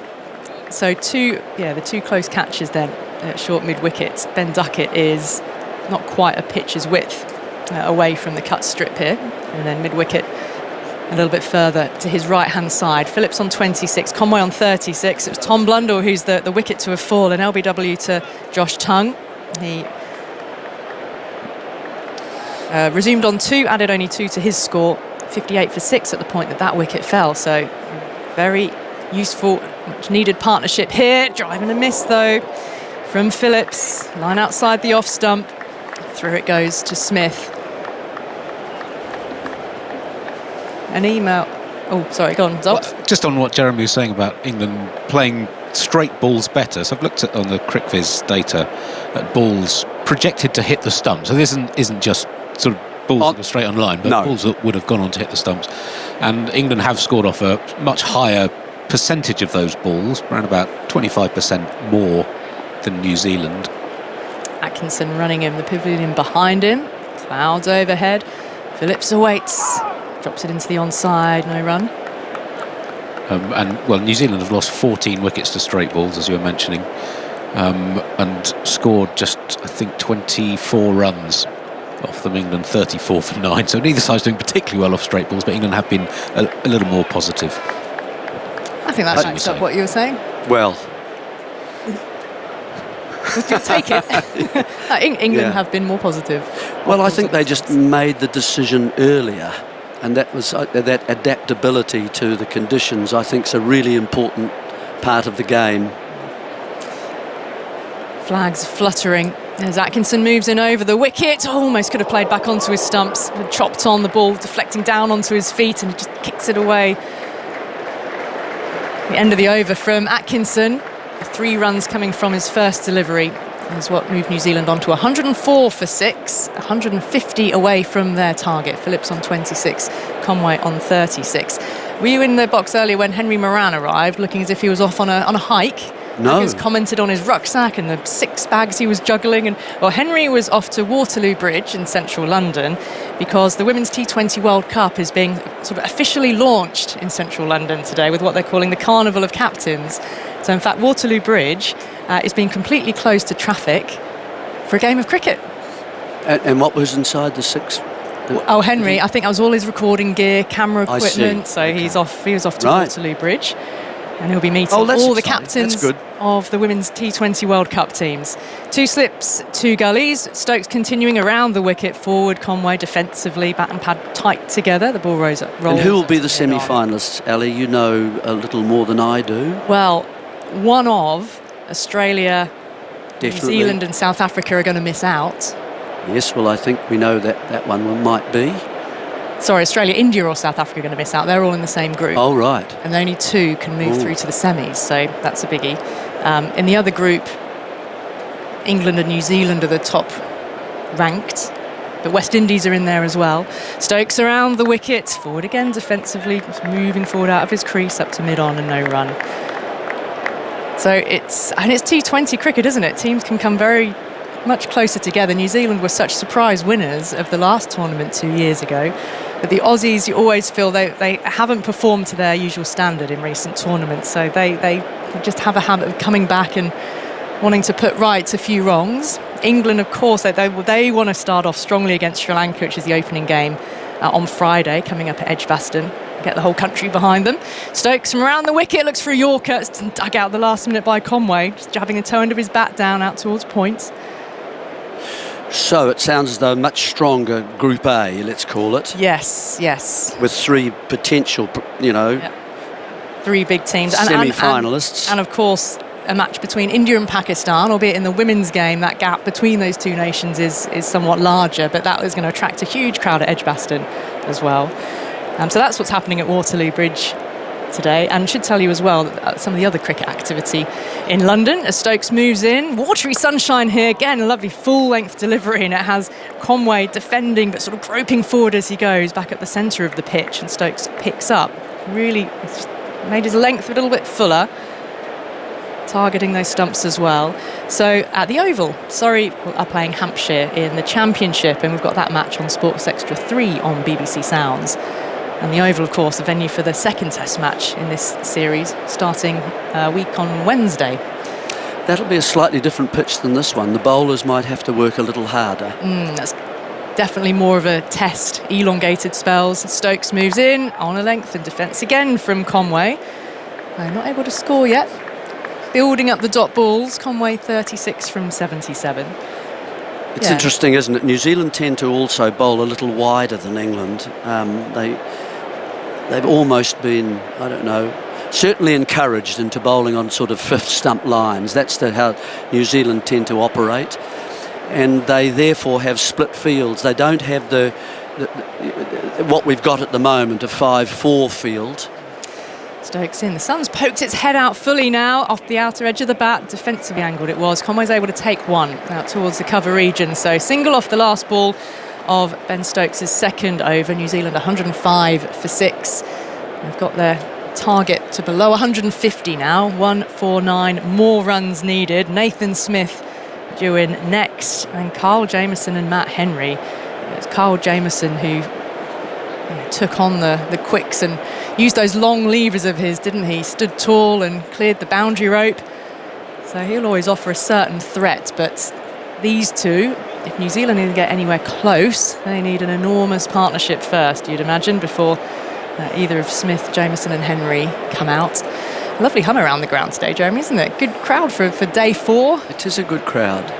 A lot of people desperately hoping that the match went into a Sunday, because these tickets, because it being the weekend, people would have eyed up coming in on this day. It would be a huge disappointment if there was no cricket. Tongue continuing around the wicket here, tucked off the hip towards Emilio Gay there at square leg. Atkinson from the pavilion end, continuing his spell. Nice to see the sun shining, high white cloud. Still the breeze blowing the triangular MCC flag, which flies above the grandstand. So which other national flag, Jeremy, is a triangle shape as opposed to a rectangle? It's a cricketing nation as well. That'd be a young cricketing nation, I would say. Papua New Guinea. Ooh, good guess. Atkinson in, fending outside the off stump into the ground, and then parried by Jacob Bethel, who certainly saved runs off the bat of Conway. Triangular-shaped flag. Gone, Nepal? It is Nepal, yeah. Well, it's a fair way away. Nepal, in terms of sort of young very cricket good, nation. Kathmandu. We've seen them in the T20 World Cups, and their national flag is triangle-shaped. Little bit of Sunday trivia for you. Spider-Cam swings away over the ground. Oh, here, well, kind of not quite triangle. There you go. It's a double triangle. I considered double that. Triangle. Yes. Atkinson in again, beats the bat of Conway this time. Through to Smith it goes. Maybe a little bit of pressure building after the dot balls at the other end facing Stokes as well. So it's red with a blue outline, and it's kind of two triangles, isn't it? Like, really joined. Yeah, kind of like a mouth, a Pac-Man's mouth, but obviously the circular body if it was a Pac-Man, but get the idea? And then what do the two symbols mean? There's two white symbol results in the sort of in each triangular section. And I suppose they would be described those as two. Is it an isosceles triangle on top of an equilateral triangle? It looks a little like that. The bottom triangle is certainly larger in area, Atkinson is rushing in, 2 slips and a gully. Around the wicket he goes, outside the off-stump, little dabble to one of those 2 gully fielders, which again is Bethell. So building up a little bit of a head of steam here and keeping Conway tied down. So this is a different field set, isn't it, to the one that we're having from Stokes? As I mentioned, 5 on the offside and 4 on the leg side. This is a 6-3. This is the sort of field that New Zealand would set and suggest he's going to keep the ball to the off stump or wider. If you're going to be bowling more leg stump, you'll be tucked away a bit more, so you'd want that extra man over as you bowl more at the stumps, and that's what New Zealand tend not to do, and that's why I think they haven't brought the stumps into play quite as much as the English bowlers have. Looks like he's going to bowl switching up over now at this stage, which just means Shoaib Bashir is asked to pull a little wider in his position cover. I don't think he's going to be needed today unless there's a big partnership. No spin at all yet. Atkinson in, straighter line, turn towards Emilio Gay at mid-wicket.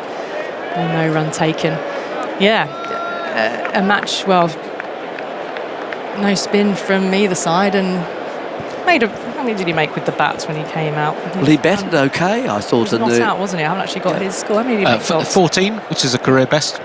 Not out off 8 balls in the second. Can't ask more than a career best, I suppose, with the bat coming in at 11. But when we were talking at the start of the day about what my England fans and the England manager have found out about the team during this match, as Atkinson is in, straight again, full. Conway defends and no run. So maiden from Atkinson. New Zealand stay 105 for 6 with another 149 needed. If we ask what England have found out, they haven't found out any more about Shoaib Bashir when he's not bowling. But I think they are. I mean, at this stage of the year, I think perhaps, and I'm sure seamers would take more than spinners in terms of wickets at this time of the year and at Lord's, and certainly on a surface like this. But I think you've got some variety and you're starting to build a side. In terms of your main bowlers, you've got a bowler who bowls relatively straight but with reasonable pace in Atkinson. I haven't seen a lot of swing or really a lot of seam movement from him.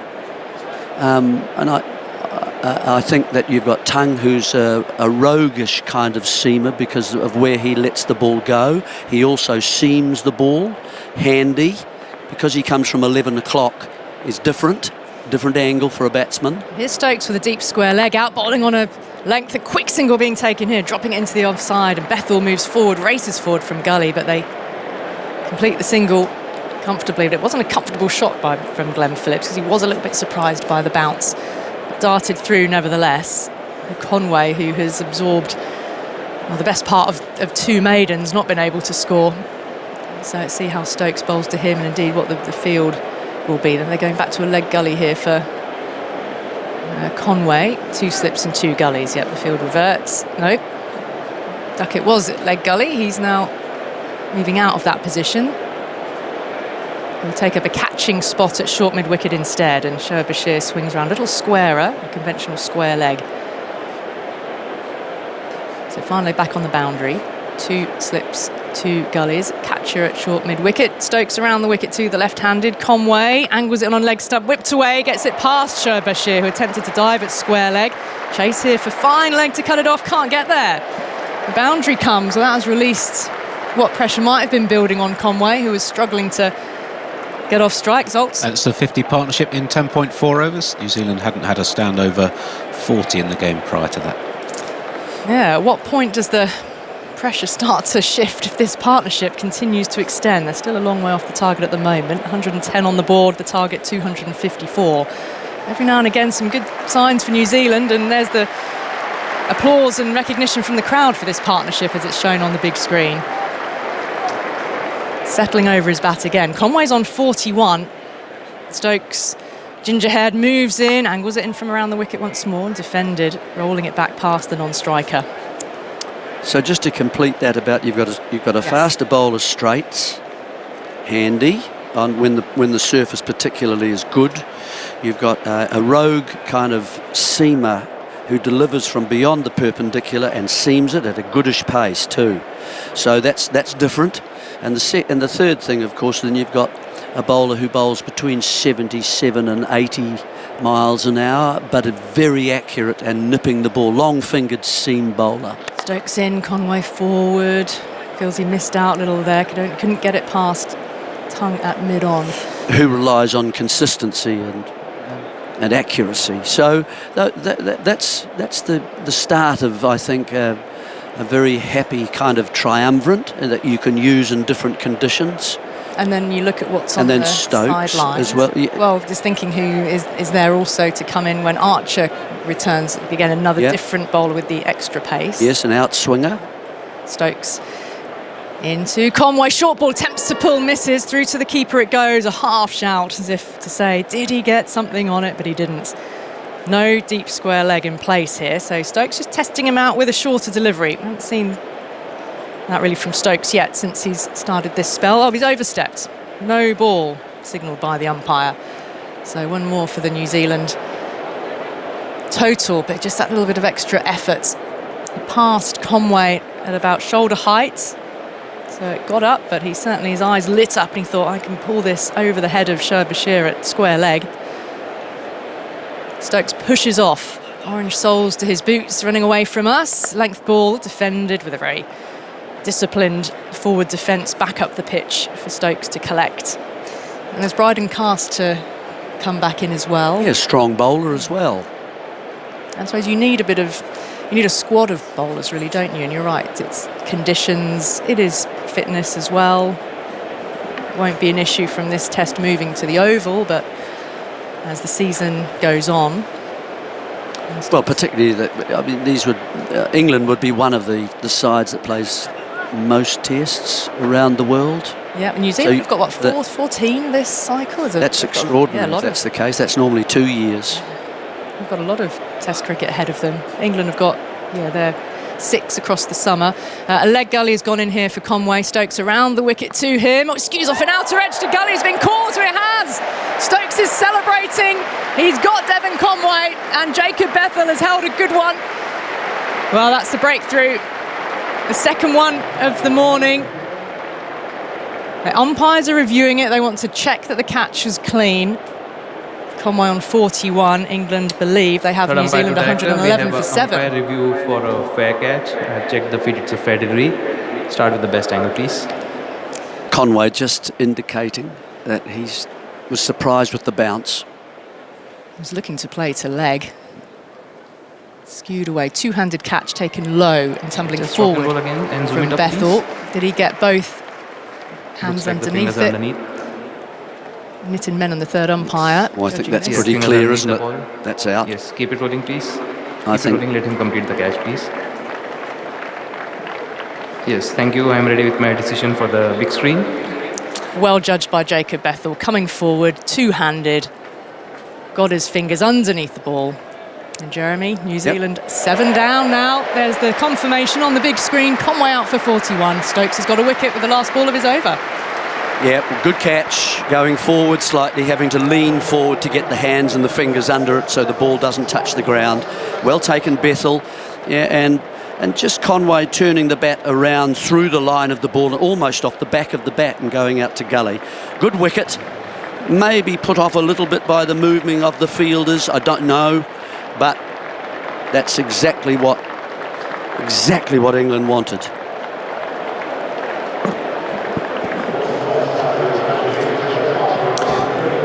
So Conway finished 41 from 91 deliveries. The partnership was 53 in 11.2. A rare catch for England, just their fourth catch of the match. The other 13 wickets all bowled and LBW. If New Zealand suffer one more bowled or LBW in this game, they'll have had the most by a team in a test in England since 1952. Yeah, it was a partnership that was just starting to frustrate England. Devon Conway was hanging in there, and Glenn Phillips has actually brought a little bit of energy to New Zealand's batting. He's come out and played a few shots, which we were all crying out for yesterday. It's the only way, I think, on this pitch to try and create some momentum is to play a few shots, try and get the field spread. And that was the first real partnership of putting the England bowlers under just an ounce of pressure. But it was a good catch. It was a really good catch, because it was obviously not coming his direction, was it, or intentionally? Yeah, really good catch. But well played. Just shows, doesn't it? You know, if you spend some time out there, so I'm not saying it gets easier necessarily, but you've got more of a chance. He played nicely. But England have now taken 2 wickets today. And good old Nelson strikes again. There's one for David Shepherd. 1-1-1 for 7.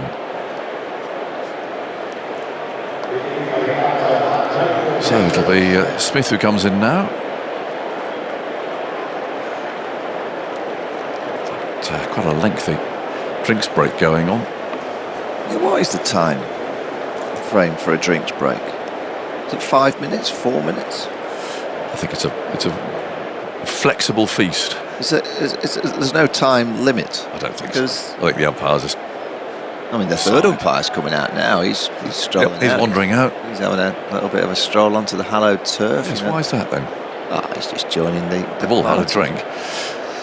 Right, a message from Dan. Listening to TMS on my honeymoon in Rhodes after marrying the lovely Emma on Thursday. 12 years together, 3 days married, and she still doesn't understand how I can listen to cricket while sat in 30-degree heat.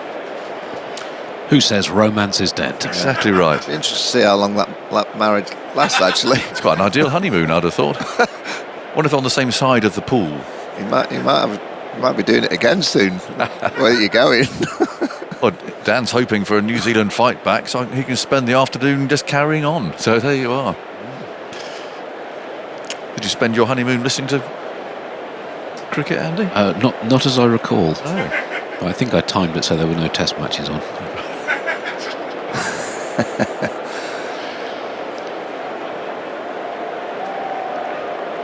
Square leg's gone back again for Glenn Phillips. The third umpire, he's vanished again. Where's he gone? He must have moved quite quickly there.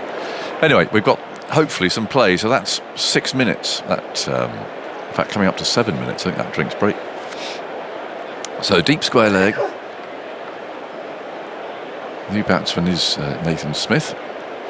I have to say, I guess facing bowlers from the pavilion end today, Glenn Phillips and Blundell's ball from Tong, it's looked treacherous. Not nice. The ball nipping down the slope, the other one bouncing, the ball keeping low. Phillips then waits for Atkinson, who bowls to him. He's on the front foot, pushing for a single out towards extra cover.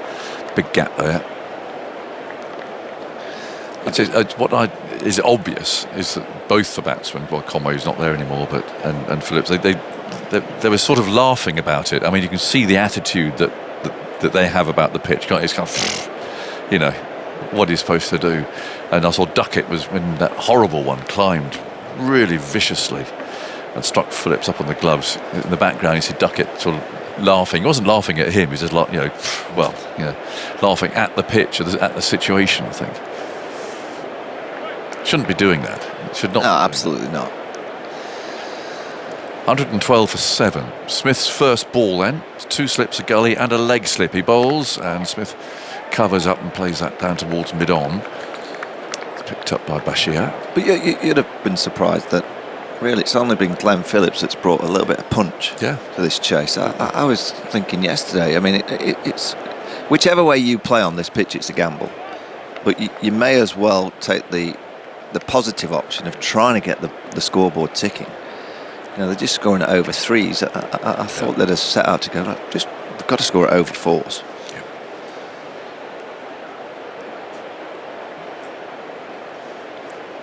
Atkinson again runs in smoothly, a scuttling sort of a run. Well, there's a boundary. Off an edge. Runs down to third man. There's no one down here, just below us. Bethel and Root have a chase for the ball. Bethel wins the race. 116 for 7. Smith off the mark, but the moral victory there for the bowler. It hurts you in the bowling figures.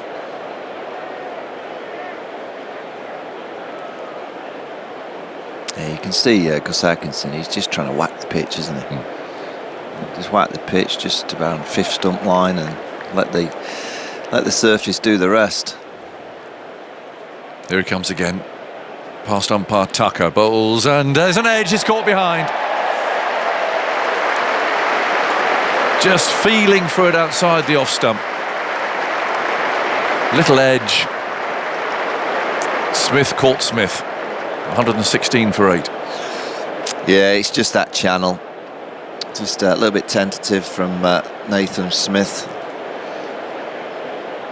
Nice simple one for Jamie Smith. He's had an excellent week actually behind the stumps. So he was really good up to the stumps on a tricky deck with the odd ball bouncing, odd one keeping low. Gus Atkinson likes playing at Lords. Another wicket for him. Smith goes for 4. Well, I can guarantee that Kyle Jamieson will come out and he could come out swinging. He's going to swing. From ball 1, he will be playing a little bit of baseball. It's a bit late for that. I mean, he could have had a go, but maybe yesterday at doing that. Well, yesterday didn't really count, but earlier in the innings, just to have had a go because just to sort of succumb.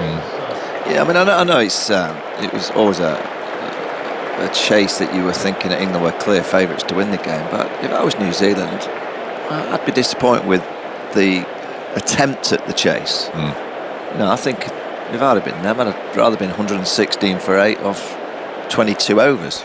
Just having a good old Yahoo, because I'm sorry, but this pitch is just it's not good enough for you to try and play as a batter the conventional way.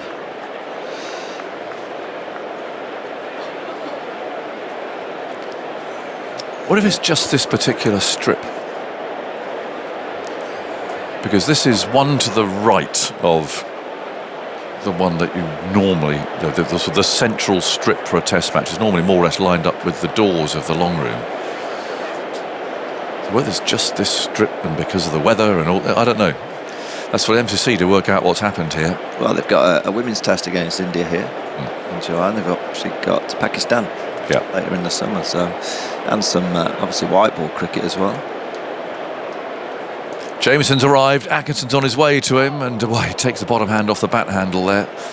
Ball bounced, not excessively, but just a little more than the tall fella imagined it might do. And he's off the mark. And again, he's got one of those sort of bemused looks, bemused smiles, at the surface. Looking back at Smith, I think that's just a straight ball, actually. It's just the uncertainty, isn't it? That's just the line that Atkinson bowls. I don't think that's done anything particular at all. Just found the edge. Tentative shot. Now Phillips. Atkinson moves in, bowls to him, covers up, pushes into the offside. Jamieson seemed a bit reluctant to set off there, but he responds to the call for a single. And that's the end of a successful over for Gus Atkinson, who's taken 3 for 26 now.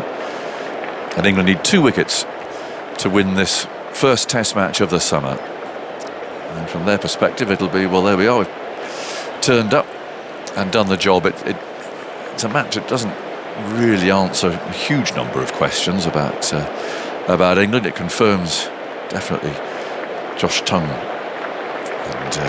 and his continued improvement. Ollie Robinson, of course, again confirming that he bowls a lovely nagging line and length, and certainly the pitch has helped him a lot. But otherwise, I don't think we've learnt a great deal in terms of the reset, but it was just so important that England win. Yeah, they had to win this week, and it looks like they're going to get that victory, which is good for the team. It's good for the management. I think Josh Tongue's now England's trump bowler. He's a wonderful bowler. He's having a change of ends now. So the slope taking the ball away towards the slips. It's bowling to Phillips. There's 2 slips. Tongue on his way, runs in, bowls to the right-hander, who turns into the leg side. There's no run for him there. 118 for 8. No, I agree. He's tall, he's quick, gets bounce. Well, he did well against India last summer. Was it 18 wickets in 3 test matches? And then he obviously came in A little bit late in the Ashes, but he was very good when he came in, and he's starting the Test match summer off with a nice consistent performance.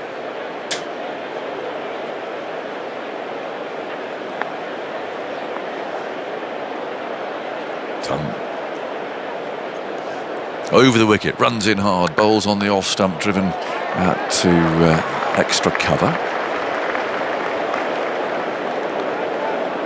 And there's no run. The Tongue had 19 wickets in the 3 tests he played against India last summer, averaged 29. And bearing in mind what a sort of run-drenched series that was, he did very well there. Wicket every 40 balls. In Australia, 18 wickets in 3 tests, averaged 20, a wicket every 32 balls. Mentioned now 54 wickets in his first 10 tests, the most by an England player in his first 10 tests since Frank Tyson in the 1950s. Wow.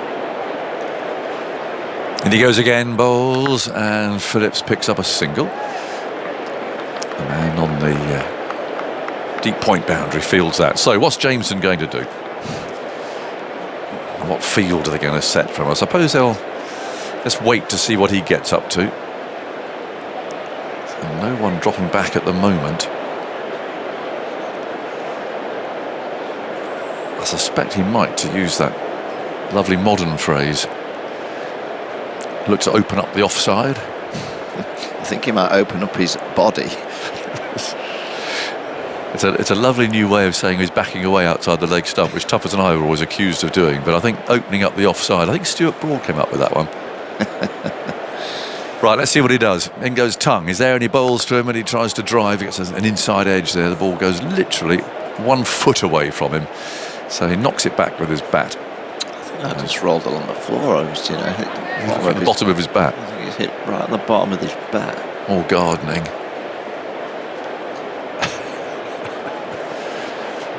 Let's have a look at the replay of this one. Yes, he's played it rather like a snooker cue. He's got a big smile on his face. He's looking at the bottom of the bat.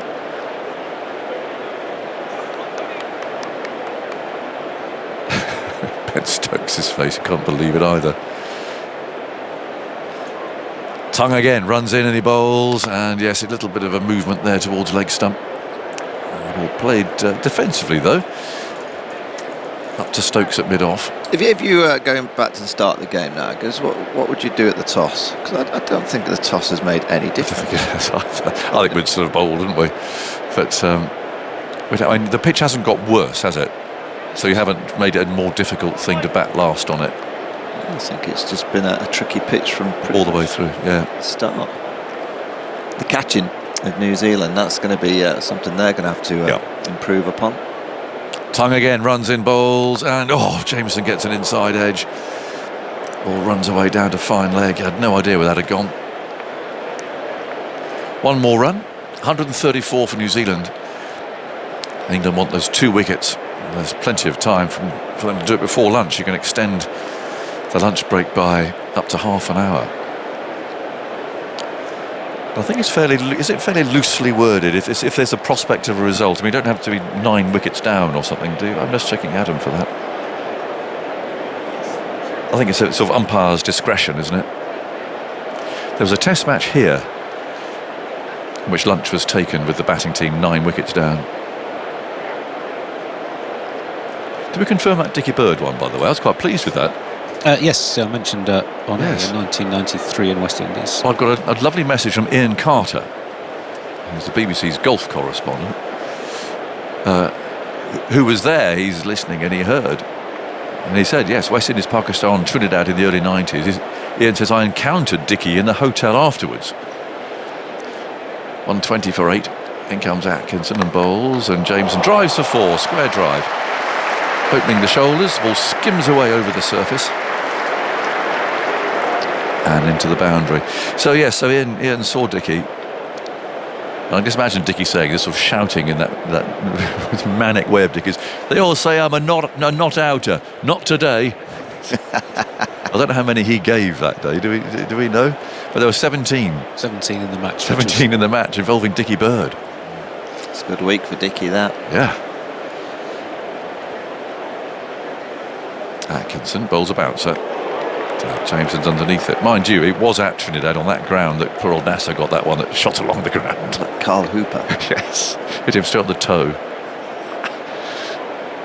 Just got to use your feet a bit. Well, it was short of a length. I mean, it might be on the back foot, but and it was the 7th ball of the over.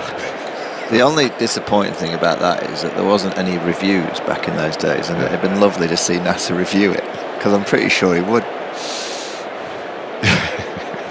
He would have done.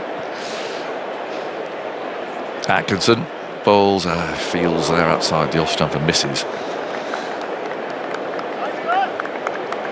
Yeah, Dickie, 17 LBWs in a match involving Dickie Bird.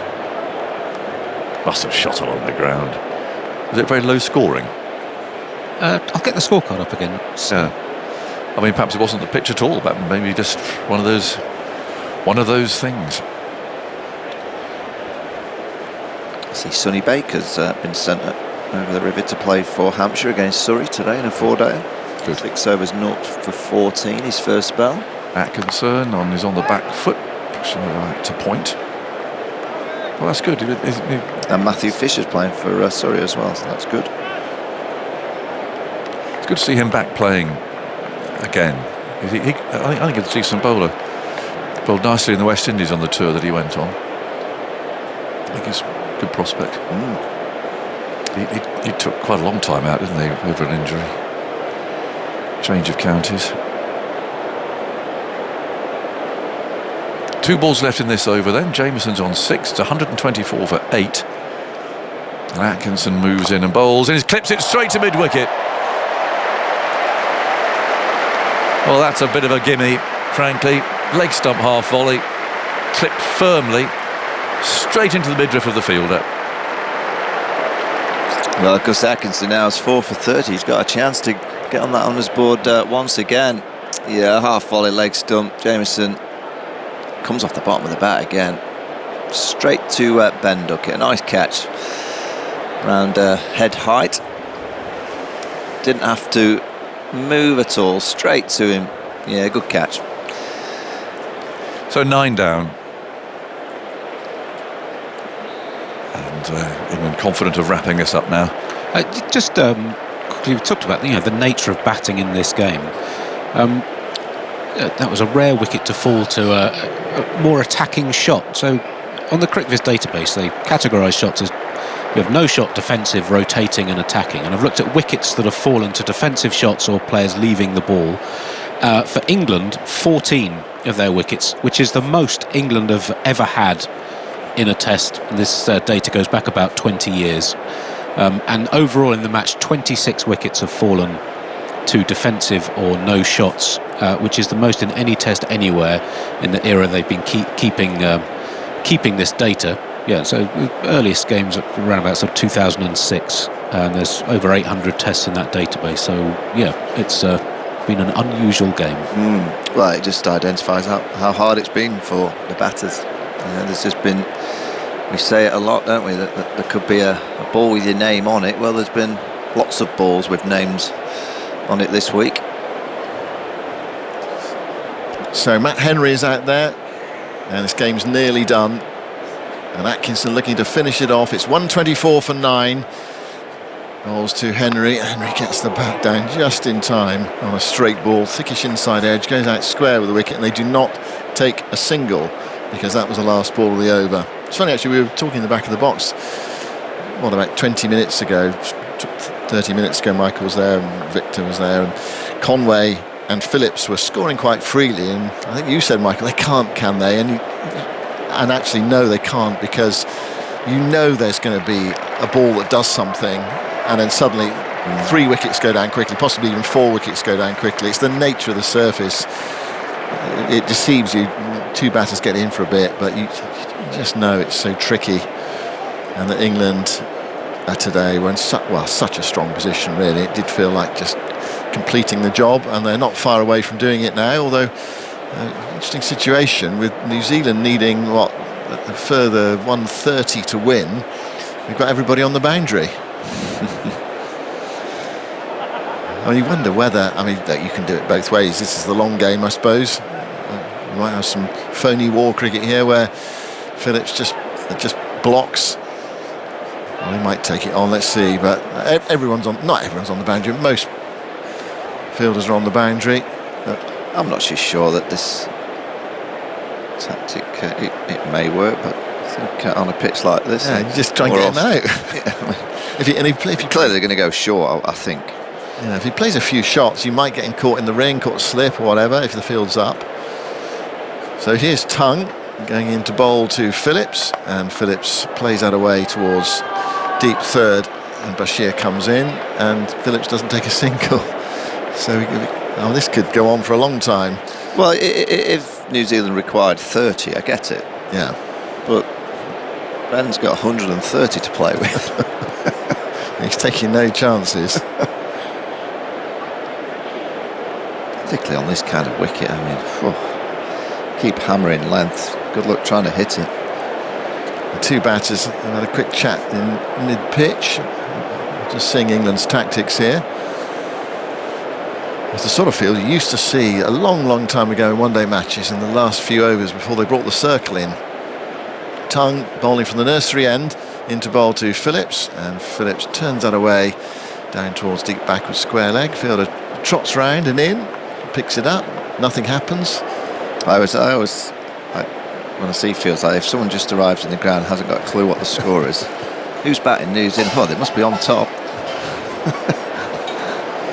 It was the sort of field we saw when Jameson was swinging for the Hills during his first innings.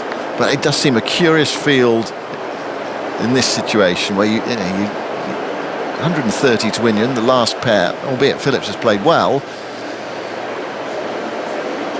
Here goes Tongue into bowl to Phillips, and Phillips crashes that away, and despite the fact that everyone's on the boundary, he hits it for 4 through backward point.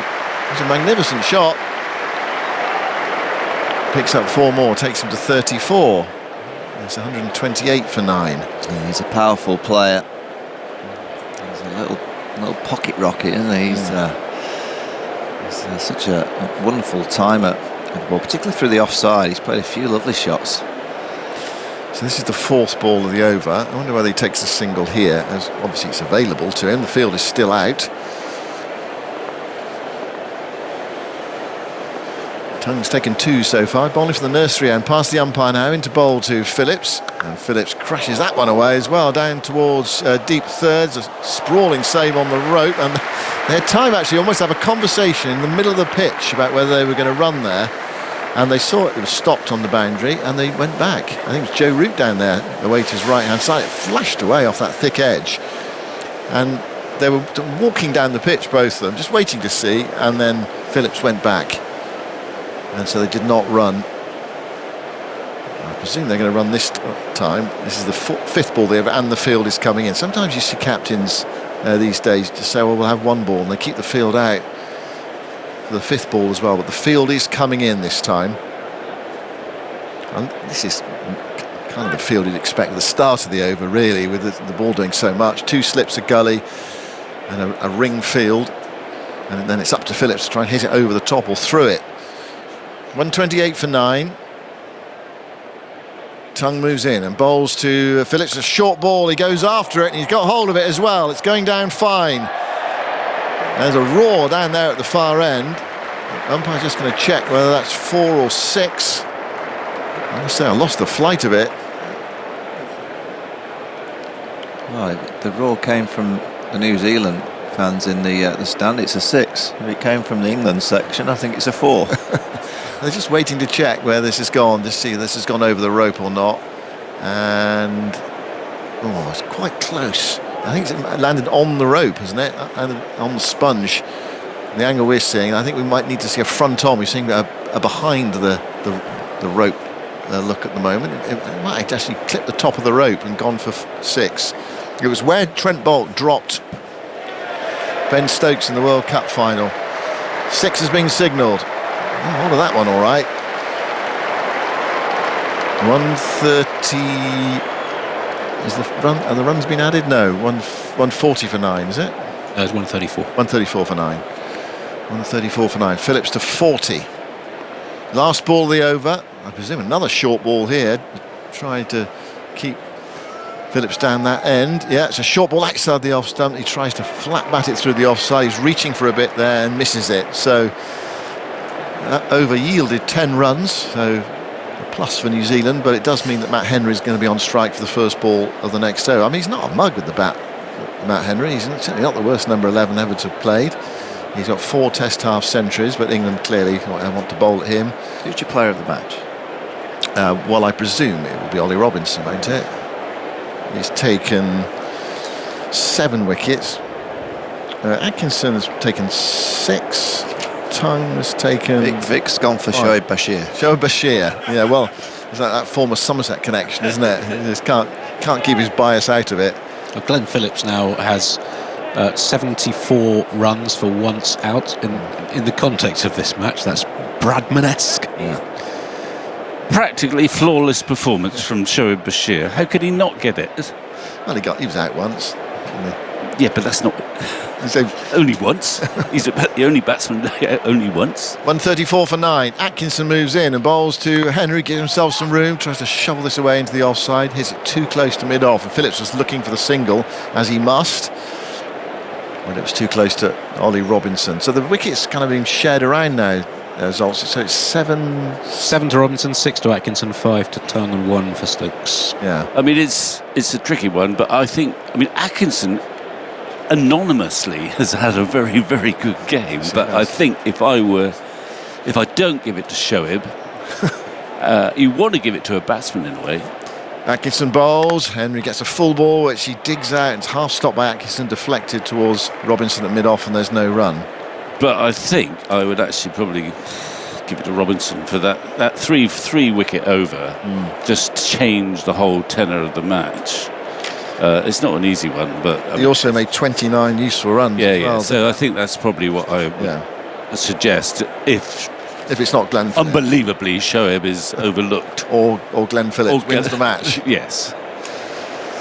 Top scorer is Emilio Gay, 57. Yeah, it's been hard. As we speak, Phillips could go past that. Yeah, Phillips on 40. It's Henry on strike for now. Atkinson bowls to him, and he comes stabbing forward. Not much foot movement there. Pushing at it, goes off a thick inside edge towards Shoaib Bashir at forward square leg, and there is no run. I mean, even the players that have scored in this game. There's just been 2 half centuries. Well, and both of those effectively, sort of inverted commas, had a few lives. Yeah, a few lives, didn't they? Three. You know, they were. Gay was kind of 57 for 3. Brooke was 56 for 3. Conway 41 for 2, if you like. You know, he was dropped. Phillips, the one batter actually to play with any degree of certainty and command. I mean, 34 in the first innings. He's 40 not out now. But he's at the non-striker's end. There's nothing he can do at the moment. He's relying on Matt Henry. And England fiddling with the field. They've got 2 close catches on the leg side. So a leg slip and a leg gully. 3 slips, a gully. Atkinson looking to finish the match off. Bowls to Henry. And Henry just shovels that away. Just about keeps the ball out of his stumps. And when it come off the pad, goes down fine. It's stopped by Stokes. He's not the most technical of players, Matt Henry. And no, he's got a good eye, and he's instinctively he generally likes to have a dart. Yeah, but actually he's dutifully just trying to hang in there for his partner at the moment, and maybe he doesn't feel fit enough to give it a full swing. They survived 5 balls so far. This is the 5th ball of the over. One in the previous over. Atkinson bowls, it's full, targeting the stumps. Henry prods forward, goes up towards mid-on, and there's no run. New Zealand still 120 runs from their victory. The target out today. Conway for 41, a wicket for Stokes, kind of joining in the game really. First wicket of the match, caught by Bethel low down. Blunder was LBW to Tongue, one that kept low and nipped back. Difficult one, out for 4. Smith caught behind by Smith of Atkinson for 4, then Jameson clipping Atkinson to duck it at mid-wicket. How many did Jameson make? 6. Spider Cam is swooping just above the slip cordon, a vantage point. As Atkinson bowls and Henry keeps that out of his stumps as well. Well, he survived the over. He's gone down fine. It's picked up by Bashir at leg gully. The crowd applaud. I'm happy to see a bit more cricket. How many overs have we seen today? Results? We have seen, was 21 and a half overnight. Now 39, so that's 17 and a half. 17 and a half. Something to look out for here. If Atkinson can take the final wicket, there will have been a fifer in all 4 innings of the game, and is that unprecedented? Not quite unprecedented, but in terms of having a different bowler take a 5-wicket haul in every innings, it'd be only the 3rd such instance in a test in this country. Well, something to that's one in my writing days that I'm thinking probably only use that stat if I was a bit short of words. You were never short of words in your writing days, Venturi. Oh, look at this Not once field. you got going. Look at this field. I know. We had it in the previous over as well. It's extraordinary. It's an old one-day field from the 1970s. 134 for 9. Tongue bowls. It's played defensively by Phillips into the onside. And there's no run. They could have got a run. They might have even been able to get 2. I suppose one of the problems here for Phillips is that even the 2 is probably out of the question. Because he can't run. Yeah, Henry's not mobile enough to run a 2, possibly, anyway. I mean, he did come out and bowl. Yeah. In that England's second innings, he bowled 11 overs and took 1 for 43, and he bowled the grubber, didn't he, to Bethel? I mean, I don't quite follow the logic of this field myself, because the trouble is you take out the equation getting Phillips out. The bowler must think, how am I supposed to get him out? I haven't got any close catches, unless he goes for the glorious, I'm going to clear the boundary. So it might be a 2 to extra cover. Might be, yeah. Tongue bowls, Phillips drives, and he is running this time to extra cover. Oh, no. Oh, then they run back again. He actually moved quite well there, Henry. Yeah, so they ran halfway down, and then they realised, there wasn't a 2 there, so they ran back again. And then he gave Phillips the thumbs up. They almost crossed. Yeah. It was just a bit. It needed to be a bit further left of long off. That's, I think, Robinson. Yeah. Again, the batters have a quick chat in mid-pitch to assess their tactics. But there's enough time, I suppose, just to... I mean, if you stay calm, it's when you just lose that sense of focus that you get the run-out possibility. But they stayed calm in that situation. Yeah, we'll come halfway down, just have a look. Oh, no, there's not 2, let's just go back. That's fine. They're back with Josh Tongue at 134 for 9. Bowling to Phillips. It's full. He tries to swing that away over mid-wicket that time. He was looking for the boundary, but inside edge onto the pad, and it rolled away into the offside, and Tongue stepped forward to pick up. So, I mean, in the old days, it looked almost impossible to hit a 4 in those one-day matches when everyone's on the boundary. But there are some boundary options, and we saw actually Phillips hit one through backward point in the last over, because they do hit the ball so hard. Yeah. And if he connected with that would have been 4 or 6 over mid-wicket, because there is the mid-wicket field actually is one not on the boundary. It's quite deep, but he's not on the boundary, so that was sailed over his head. 134 for 9. Tongue looking to finish it off. Phillips in his sights. It's outside the off stump. Big drive, misses it. Through to Jamie Smith. How many balls have we had in the over? That was the 4th ball. So it's all change. Coming up. All change.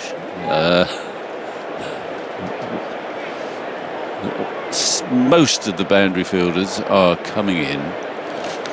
Might even have a slip now. But not the 2 on the pull, on the hook, because they actually came up in the last over, but Stokes has kept them back this time, and Phillips took it on, and he landed one on the top of the rope. I don't think the fine leg fielder who's in position at the moment would have got round to take that catch. Well, actually, having said that, he's now moving much finer in front of the Warner stand.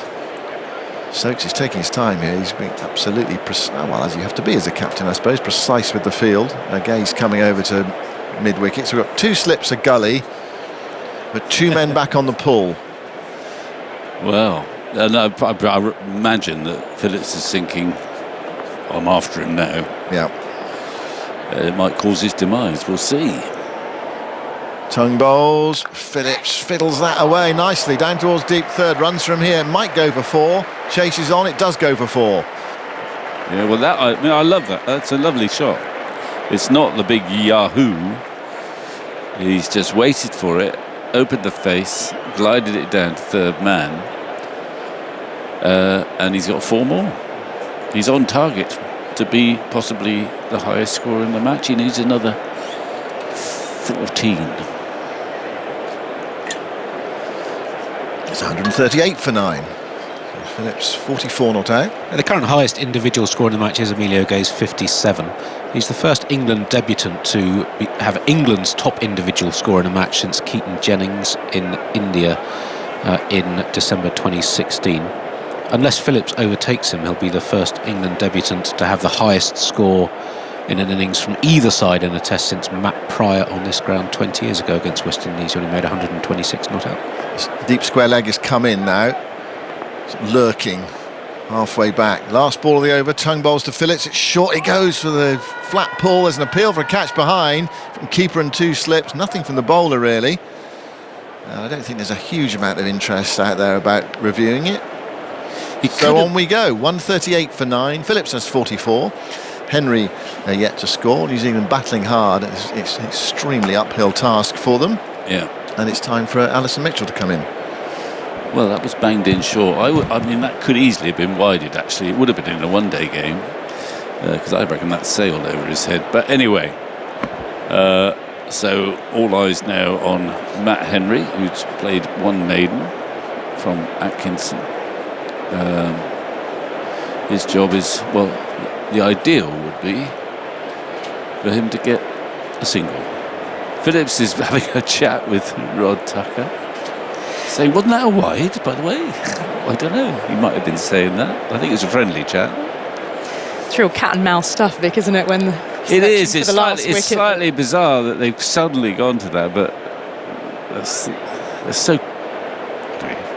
Atkinson to Henry, England looking for this final wicket, and he's jabbing it without really any footwork to speak of up to mid-on.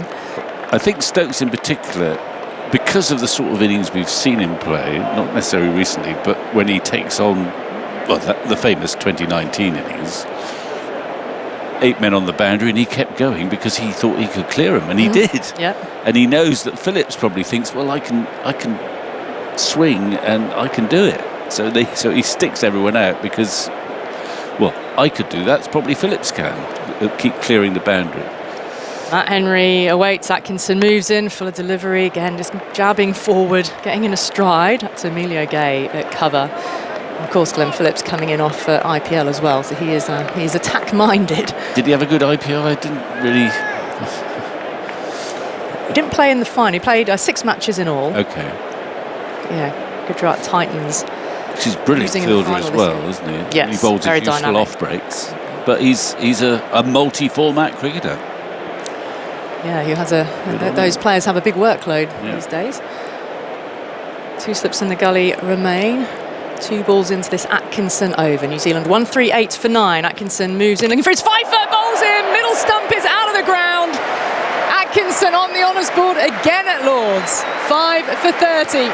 England win the Test match. They go 1-0 up here at Lords. New Zealand all out for 138. And almost a fitting end the way this match has gone, to see the Bales flying once again. England's victory margin 115 runs. Yeah, well, that was quite a spectacular finish, wasn't it? That off stump, the middle stump rather, is still lying flat on the square. The England players shaking hands, having a little embrace. Umpires, they're shaking hands with the players over, and now the England players are going over to the 2 Kiwi batsmen. It's always quite a friendly series, it seems to me, when England play New Zealand, relative to 1 or 2 others I can think of. So the match is over. Well, it's the 4th day and it's 1:45, but let's be fair, we've lost over a day's cricket. Yeah, I think that'd be a lot more of than so it's over in less than 3 days in essence, which won't be deemed satisfactory. But what will be deemed satisfactory is the fact that England have prevailed. They've been very good in the field. They've had a lot to work with, a pitch that suits them, any kind of seam bowlers, but they've come up trumps. Atkinson, actually, we've barely mentioned him really, even though he's bowled well throughout the match. He didn't bowl much in the first inning. He's still got a couple of wickets. And now he's picked up 5. And this is on the back of what was quite a disappointing Ashes tour. And he's walking off now, Vic, raising that ball, acknowledging the crowd as he nears the pavilion steps, the members and the crowd around the ground on their feet. And he began his career at this match with an incredible 12-wicket haul. That was James Anderson's farewell match. And he's returned here. It's his first fifer since the end of last summer. Picked up 5 against India at the Oval, so we're delighted to have another 5-wicket haul under his belt. Well, that will taking a match-winning wicket. Yeah, that'll do him the world of good. Without us really focusing on him, he did have a disappointing Ashes series. Seemed slightly overwhelmed by the whole thing. And then a hamstring again towards the end. But now, and he's not done a great deal in the few games he's played before this Test match, but just got on with his work. He barely bowled a poor ball, like Robinson actually, throughout this match, and exploited the conditions terrifically and kept hitting Henry's middle stump out the ground too. He did that twice, I think. Perfectly hit the top of middle this time. So he's a contented man, and England will be a contented dressing room because they're one up. They've got another Test win under their belt. They didn't squander a position that was strong after the first day, surprisingly strong. It was reminiscent of Perth, wasn't it? Yeah, so it's not Perth revisited. And, well, hopefully they'll have a different sort of a challenge come the Oval, where I suspect they might even be enjoying it at the Oval. Say, well, we'll show them how to make a service that lasts 4 or 5 days, where batsmen actually can score more than 57 and have a better balance between bat and ball. But it's tricky for the Kiwis now, because it's always hard to find form at the beginning of a series, particularly in this era where you play very little cricket beforehand and to get into rhythm.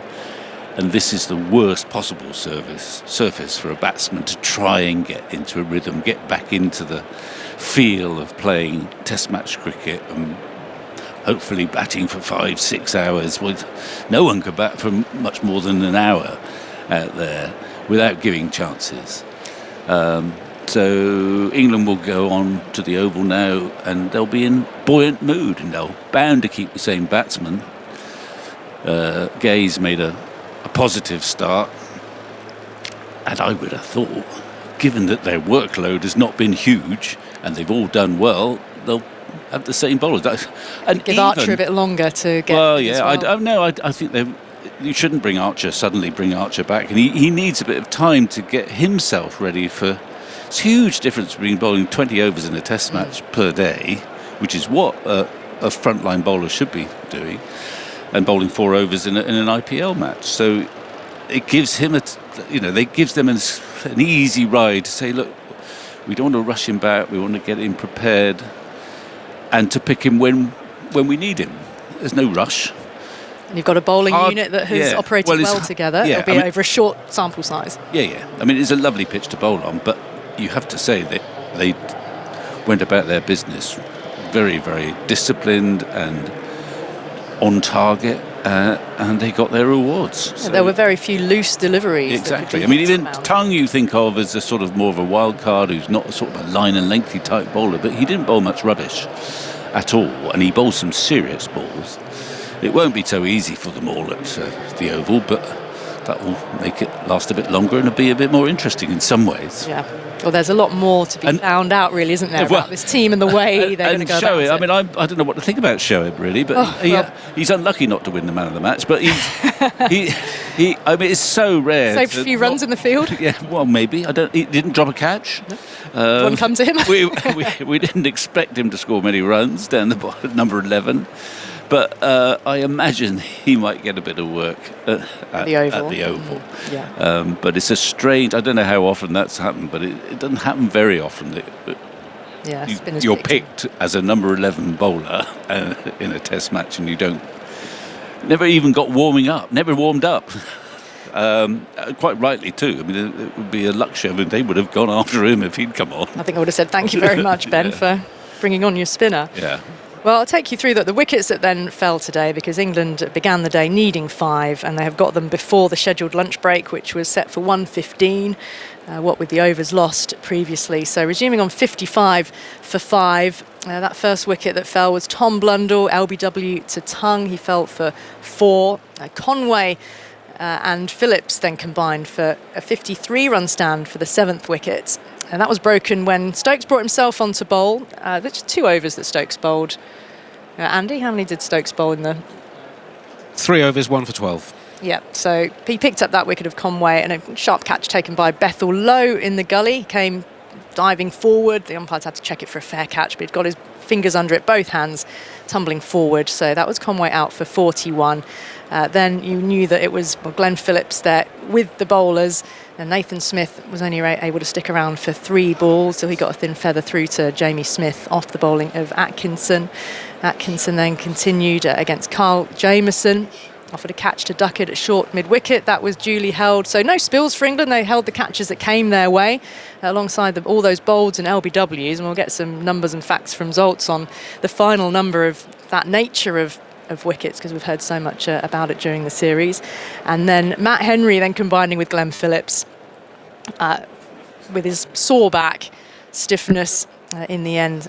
Gus Atkinson on target for his 5th wicket, sending the top of middle stump out of the ground and the bails flying. Glenn Phillips finishing unbeaten on 44. So across both innings, he's the more impactful of the New Zealand batters. Devon Conway with his 41 in this innings, but New Zealand then all out for 138 in 40.3 overs, and England winning by 115 runs. Let's get down to ground level, because Aggers has headed outside for us. Yes, down here in front of the pavilion, as always, waiting to interview various players and whoever comes our way. I think Brendan McCullum might come over very shortly.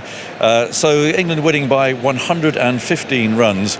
The second shortest completed Test match ever at Lord's, the whole match lasting only 166 overs. So in terms of overs and days, short of 2 days play, which is something I'm sure that we will be chatting about over the coming 25 minutes or so. Michael Vaughan's alongside me, and Phil Tufner. It's always nice to be down. Actually, it's always rather nice on a Sunday, or it's a 4th day to be down. Not for the host, but you get a good crowd down here. All the spectators gathered around him down here in front of the members. Right, where should we start? I'll start with you, Tuffers. Yes. I just reflecting on that. 166 overs the entire match. Yeah. The second shortest Lord's Test match ever. It's going to be interesting to see what the players say about this. Just the way that the New Zealanders were kind of, well, not laughing, but sort of laughing when they were hit and the ball shooting on the ground and so on. I mean, it's been a strange game. Yeah, well, I've just walked over there and had a look at it. What do you think? It's a little bit grubby, isn't it? It doesn't look like a cricket pitch. No, it doesn't. And there's sort of cracks underneath the tufts, and so if one hits the tufts and it goes through, the other one hits a crack and does something. It's one of those pitches that, as a batter, you never feel in. You always think that there's one round the corner with your name on it, and that's not really how the game should be played. You should be able to sort of try and get yourself in, and then express yourself from there. No, it looked a little bit of a crime scene. This is odd.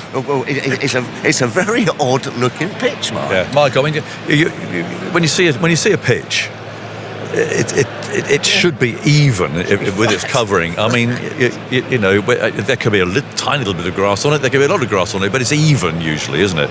That is just nothing like that. No, I mean, you take your guard, and generally as a batter, you look down and you go, yeah, I've got a sniff here. I'll have to play well, but you look down at this one. I think it's important. They know that it's a trouble here. They know that they need to do a lot of work to get this square right. But it's an ugly looking surface. It's been very difficult for the batters, very easy for the bowlers. But you're looking at the fielding aspect of the Test match. New Zealand put in a poor performance, and that's probably where they really kind of let themselves down. I think the dismissals and the LBWs and the bowls, a lot of that was down to the pitch. The ball was seeming to hit the surface, and it wasn't just kind of keeping low, it was scooting low quickly. Yeah. Some of those balls that were hitting the pad for the LBWs, the bat was nowhere near, because the ball seemed to gather pace off the surface. So yeah, it's been a shocker. Again, the MCC will know that. I'm sure maybe that'll instigate some movement in terms of change. Maybe this week needed to happen for a bit of the square to be dug up and replaced. but we're very intrigued to see what pitch arrives for the Pakistan Test match. In a few months' time. So well, that's the question. Is it the whole thing that needs to be dug out, or is it just that particular strip that's tired? Do they get something wrong with the preparation, or that very hot weather for those few days? And there's so many ingredients to throw in here. Yeah, I mean, you go back to the winter. The two Test matches globally that I think people look out for are the MCG Boxing Day Test match and the Home of Cricket game, and it's been a really bad look for cricket in general when we've had a game at the MCG finish in 2 days and a game 6 months later, finishing 166 overs here at the Home of Cricket. So they all know it's been a poor week. It's been an embarrassing week for the Home of Cricket. But the most important aspect for the England side, they just had to win this week. They had to get back on track winning. They've done that. So they've won a Test match. They're 1-0 up in the series. They'll know. I don't think we can take a great deal from the performance in terms of this reset. I don't know what you can take from a pitch like that, but what you can take is they've won the key moments at the right times, and they now move on to the next Test 1-0 up. You see, Tom Latham is within earshot. I just wonder if he might pop over in a second, because there's a little bit of a hold up, I think, for the presentation.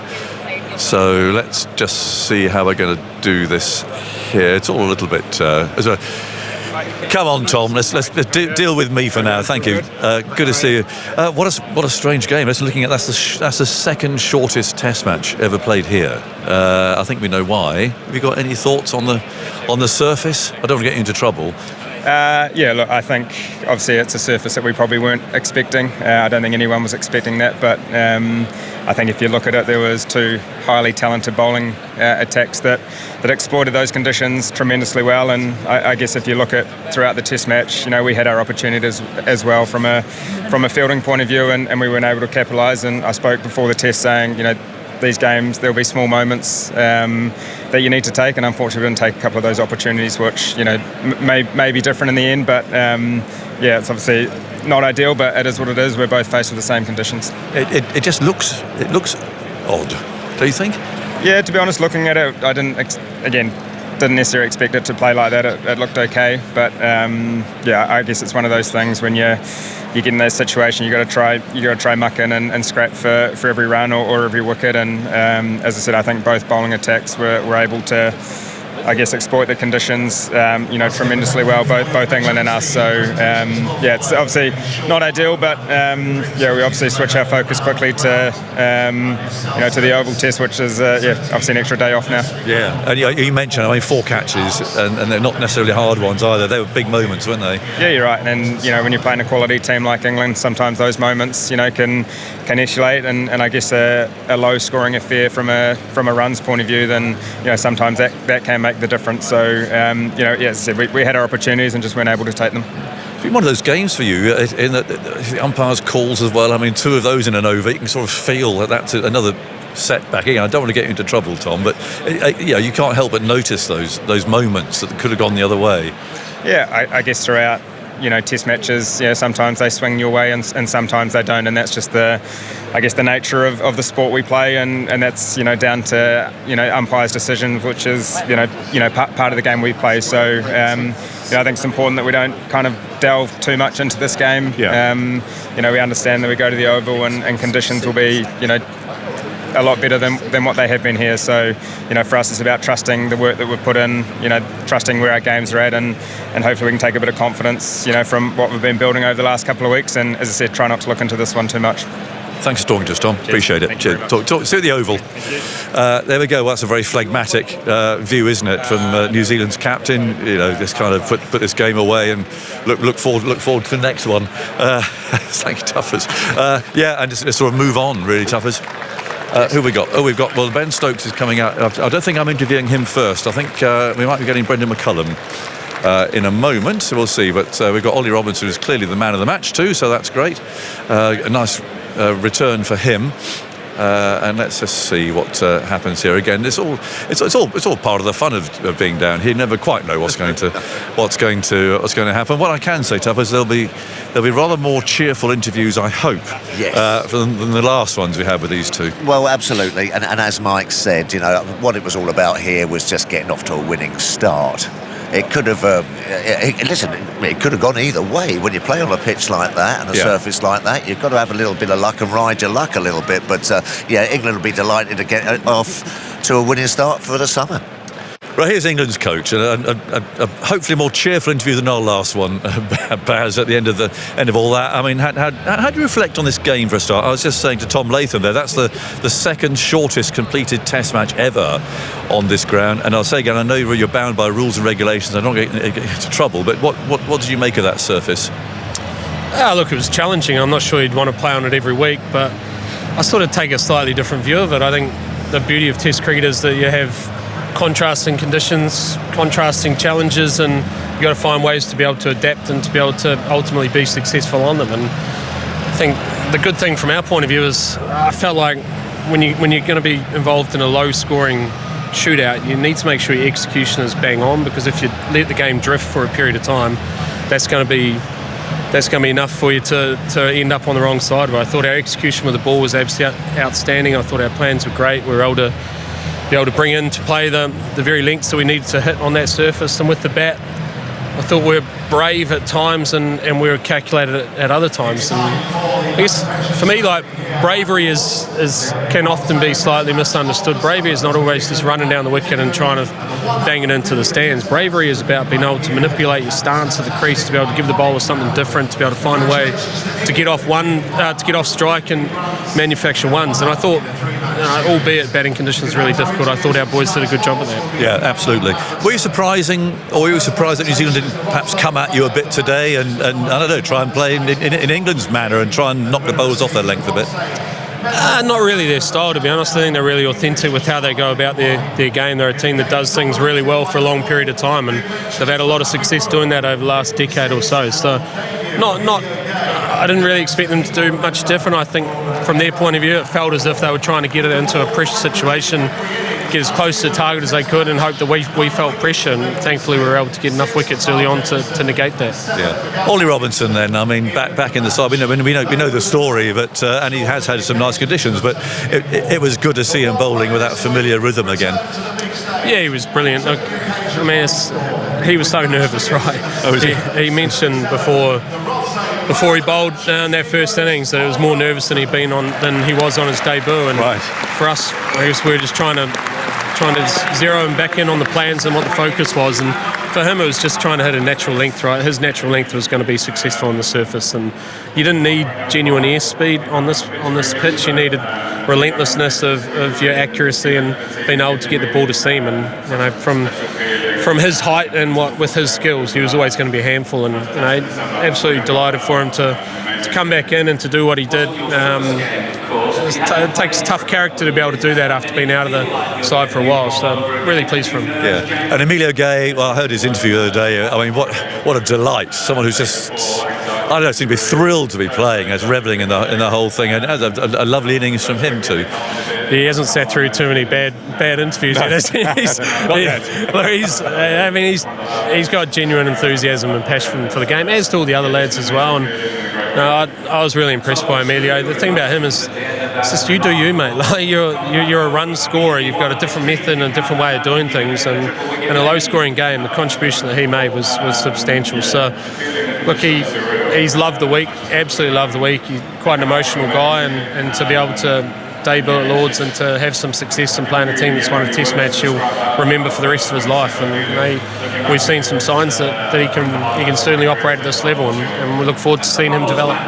Just last one, looking ahead, Baz, have you thought about the Oval at all? I mean, bowling-wise, is Jofra Archer going to be back? Is he going to be up for consideration? Yeah, we'll let this one land, I think, and then we'll start. We've got quite a decent break between now and joining up for the next one, so we'll let this one land, make sure we enjoy it. Cricket's a tough game, right? Sometimes you you're having to wear a few blows on Ups and on downs, the way. Baz. Yeah, you have ups and downs. Bit like that pitch. For this one, we'll let it land and let the boys enjoy this, and then we'll start plotting and planning our way forward. Right. Hope you enjoy it too. Thanks for talking to us, Baz. Thank you very much. There we go. Cheers. There we are. Nice to see the England coach smiling during an interview. It's been pretty tough the last few months, and that's more like it. Yeah, and I love it when I hear the coach say enjoy it. You know, the players had a tough winter. It's not been easy, and when you win a Test match, even it's a bit of a lottery of a Test match this week because of the surface, you have to make sure you enjoy, particularly when you've got quite a few days till the next one. They'll enjoy tonight, and then they'll regroup, and they'll know that at the Oval it'll be a different kind of wicket, it'll be a different week, maybe more of a challenge. And with New Zealand, they'll come back. They'll a very professional unit, very professional side, and New Zealand, I'm pretty sure, will put in a better display in a week and a half's time. And England will just have to up the game once again, which is a good sign. The most important aspect for Baz McCullum, for Ben Stokes, and all the team was to just win this week. They had to get that victory at 140 all out, Aggers. It was starting to get a bit messy again because everything was about the winter. So it's just important that they got the win. Right, here we go. Well, Welcome back. I saw you at the start of the game. Wish you good luck. I didn't think I'd be interviewing at the end as man of the match. Ollie, what a return. Yeah, pretty special week. Hard to put into words how amazing that first over was. The crowd were just epic, and I couldn't really feel my body, to be honest, when I was bowling. I was just trying to land the ball in a place, run in, and luckily it went well for me. But yeah, such an incredible week. First one of the summer. Hopefully we can continue that going forward. Yeah, that first over, I mean, you can't possibly even dream up a start like that. No, I've never done it before in my career, and I'm not sure if I will again either. It was just one of those sessions, I guess, where everything was in our favour as the bowling group. We came out with 25 overs to go. Obviously a brand new ball. We had the advantage of seeing them bowl as well, which I think was quite big because we saw that wobble seam was working better than swing. We saw that you had to bowl at the stumps and it wasn't a channel sort of wicket. So we had an advantage there, and I think we stuck to that through the whole game, and that stood us in good stead. And obviously a few great knocks from Brookie and Emilio Gay on debut got us ahead in the game, because I think 180-200 was probably a par on that pitch. Brendan said that you said to him that you're more nervous even than your debut coming back. Yeah, it's been a while out from playing for England, and the day before I said to a couple of the guys that it's most nervous I've been before a Test match. And even on the morning of, I was so anxious just coming into the ground. It was exciting, but nerves I've not had before, and I wasn't sure how to handle. But once the toss went up and we were batting, they calmed a little bit. And then when we got to bowling again, the heart rate was through the roof. And I was just trying to take deep breaths, control the emotions, and stick to what I know I can do. And luckily, it was my week. I had a few decisions go my way as well, a few umpires' calls, which always help. Part of the game. Exactly, yeah. But no, it's just great to be back. Did you feel you had something to prove? I mean, there's 2 years, quite a lot said, fitness and all those things, you know it all. Yeah. Did you feel that you really had something, therefore, that you had to prove? That put a bit of extra pressure on you? I mean, there's always added pressure coming back into playing for England, and you got guys saying that you're a world-class bowler, obviously, before the Test match, and you do have a level of expectation, I suppose, coming in, that you have to perform to that to keep your spot, I suppose. But I know I think I'm 32 now. I know what I'm good at. I've done it for a long time. Has captaincy helped? Captaincy's definitely helped. Looking after other guys, looking after the youngsters at Sussex, and even when I wasn't bowling here in this game, I felt like I was more involved in the game and trying to look after the bowlers and help Stokesy. I think that's just where I've grown as a person and as a cricketer, and I think that's definitely helped me bowling as well, just being present and being in the game as much as possible. And yeah, I know it's only the start. It's only one game, and I really want to make sure that my career with England is a lot longer than the last time. I know there's a lot of hard work to do, but I'm ready to do it. Enjoy it. Nice to see you, Ollie. Well done. Congratulations. Ollie Robinson, the man of the match, has got a very nice magnum of champagne there. He's got a big medal around his neck, and well deserved. Fabulous. And again, a very honest conversation there with him. Yeah, I mean, you just get the feeling, don't you, that he's sort of not grown up a bit, but you know what I mean, that couple of years out, you know, you sort of evaluate things in your life, don't you, and your cricket career. Sometimes you can want it too much, can't you? And it can get a bit carried away with things. You might say the odd wrong thing as well and everything like that. It just seems like he's like, right, well, I'm back, I'm going to enjoy it, and I'm going to go out and bowl and run around and have a lovely time without putting too much pressure on myself. So, listen, what a wonderful pitch to make your comeback on. You know, going to be slightly different at the Oval, that's for sure. But enjoy it, love it. You know, man of the match. What an occasion! Lord's Test match. You know, wonderful. I'm really happy for him. Yeah, a level of honesty there, Michael. I thought on all sorts of fronts, even down to the umpires' calls going my way, but actually analysing his game very and himself very honestly. Yeah, I mean, I think he's obviously had a good week on the field, but I've actually loved the way that he's spoken all week. He's given a couple of just normal interviews. That's what you want from a player. And I do think you asked him a really good question about the captaincy. You know, I think sometimes when you're just a player, you don't really appreciate how much work some captains have to do, but you also appreciate what's going through other people's minds as well, because you have to look after. He said he's looked after a few of the younger players at Sussex, and he's probably thought, oh yeah, that's probably what I need to do in terms of myself, look after myself a little bit more. And that's what I saw this week. Look, it's going to get challenged in the next few months. It's not going to be like this every week. It's not going to be that the ball's just nipping off a length, and we know, and I've always known with Ollie Robinson, if there's a pitch with a bit of movement in it, he'll find it. I think in time, when we get a week where the fielding, you're out there for a period of time and you come back for your second spell and your third spell, that's when we'll see the fitness element of Ollie Robinson. There's never been a doubt in terms of his skill. No, definitely. His test record is exceptional. His average is exceptional. Now England have got to work, and he's got to work himself to make sure that in a year's time, when the Ashes are around, and in South Africa in the winter, he wants to be the opening the bowler. He wants to be the tone setter for England. We lacked it in the winter. We really lacked that first couple of overs. Apart from Perth, in the first innings, pretty much after that, Australia were always off to a flying start. With Ollie Robinson, you would think you'd at least get control with the new ball, and that's going to be crucial for England. Ben Stokes is giving an interview at the moment on the telly, and we'll be talking to him in a few moments' time. A lot of talk about his batting again today in the press, isn't there? I don't know if you've caught up with the newspapers yet this morning, Mike, but talking about him, just not looking like his old self, really. No, I mean he seems to have a habit. I might not ask him that, by the way. No. Good luck. Make that your last question if I was you. He seems to have a habit of looking down at the pitch a lot. He's done it against Mitchell Starc a lot in the winter. Yes, the ball's moving. I thought in the second innings he was bowled by a ball that did just a little bit. And I reckon if Ben's really honest, and if he stares at the ball really closely, I think he gets a little bit of bat on that. When he's playing well, he should be able to nullify that delivery. Clearly he'll be trying very, very hard. I just wonder sometimes with Ben whether he's thinking too much technique rather than being a little bit more aggressive and freeing himself up to hit the ball and try and just look at the scoreboard and get runs. Don't worry about survival. He looks to me like he's always working technically in his game, and he's such a wonderful player, and he's just that one innings away. I mean, he got 100 against India last year at Old Trafford. In the winter, he had a couple of knocks which were very kind of almost turgid the way that he batted in Australia at times. He's better than that, and I think Ben at his best is a more aggressive player, and I think that'd be one way of just staring at the ball a little bit closely to hit it. Try and score runs. Might just trigger him into getting in better positions and surviving against the ball that just does a little bit.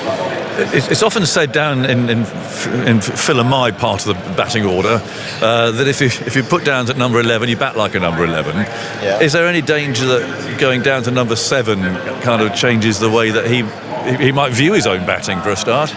Yeah, well, I hope not, but I guess... Do you know what I mean? Yeah, no, I get that. I mean, I've never batted down there, so I honestly wouldn't know. It's quite fun down there. Is it tough as well, all right? I think he just needs to get a little bit more sort of fun back in his batting. You're right, Mike. He's sort of... He's walking out there with bat in hand, looking like he's got a little bit of the world on his shoulders a little bit. The Ben Stokes that we love to watch is free, isn't he? Yes. Sort of walking and looking to hit things, over mid-off and sort of hooks and pulls and all this kind of stuff. Just get a little bit more fun in it. I mean, perhaps that's a little bit of a pressure of the captaincy that, Australia and things like that. But you've got to play this game. I know it's difficult sometimes, but you've got to try and play this game with a smile on your face, because it can half help your performance. Yeah, I just wonder whether, I mean, we've obviously criticised at times the Bazball method, but I think if there was one player that I'd be saying to play that way, it'd be the captain. Mike just asked him a question about his batting and got a short one. I think I was just listening to it. Right, here's the captain with a smile on his face, which is good to see. Well, you came and you did it, Ben. It's a good win. Yeah, very good start to the summer. That was obviously on the back of a long time in between test matches for us. There was a lot of, there would have been a few nerves, a few anxious feelings and emotions going into that. But yeah, when you get over that line and day one starts, you sort of forget about all that. And again, we didn't know what we were going to be presented with. And I thought we were very quick to identify what the conditions were going to be like, and that's what you got to do. You got to play what's in front of you. You got to identify the conditions as a team and understand what you think is the best way for you to go out there and win. And we did that better than New Zealand this week. Yes, you did. And although it being difficult, is it important that you still look? You have a positive mindset to playing on a difficult pitch, rather than thinking, "Oh, this is horrible, this is terrible," and not. You know what I mean? To have a positive way of playing on it. Yeah, well, Test cricket. It's tough. That's why it's called Test cricket. And you don't rock up and expect everything to be in your favour as a batter, everything to be in your favour as a bowler, and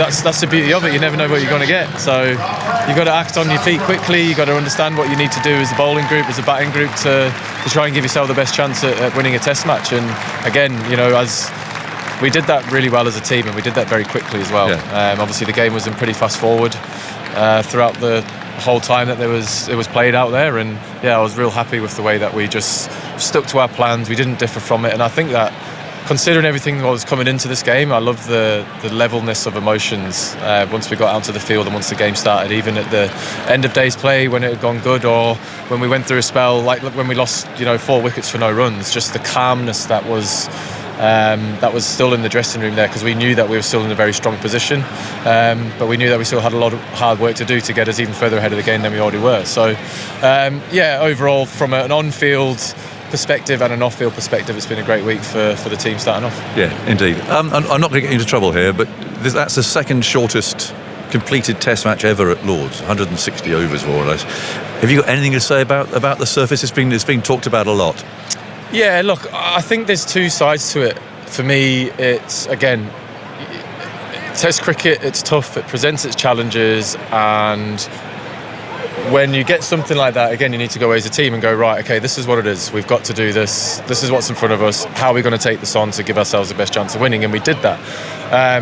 I get asked a lot about the future of Test cricket. I get asked a lot about what do we need to do to keep it growing? What do we need to do to keep it, such a strong format in the future? And the only thing that I would say, that from someone who loves the format and someone who knows and understands that we need people coming and watching Test cricket still.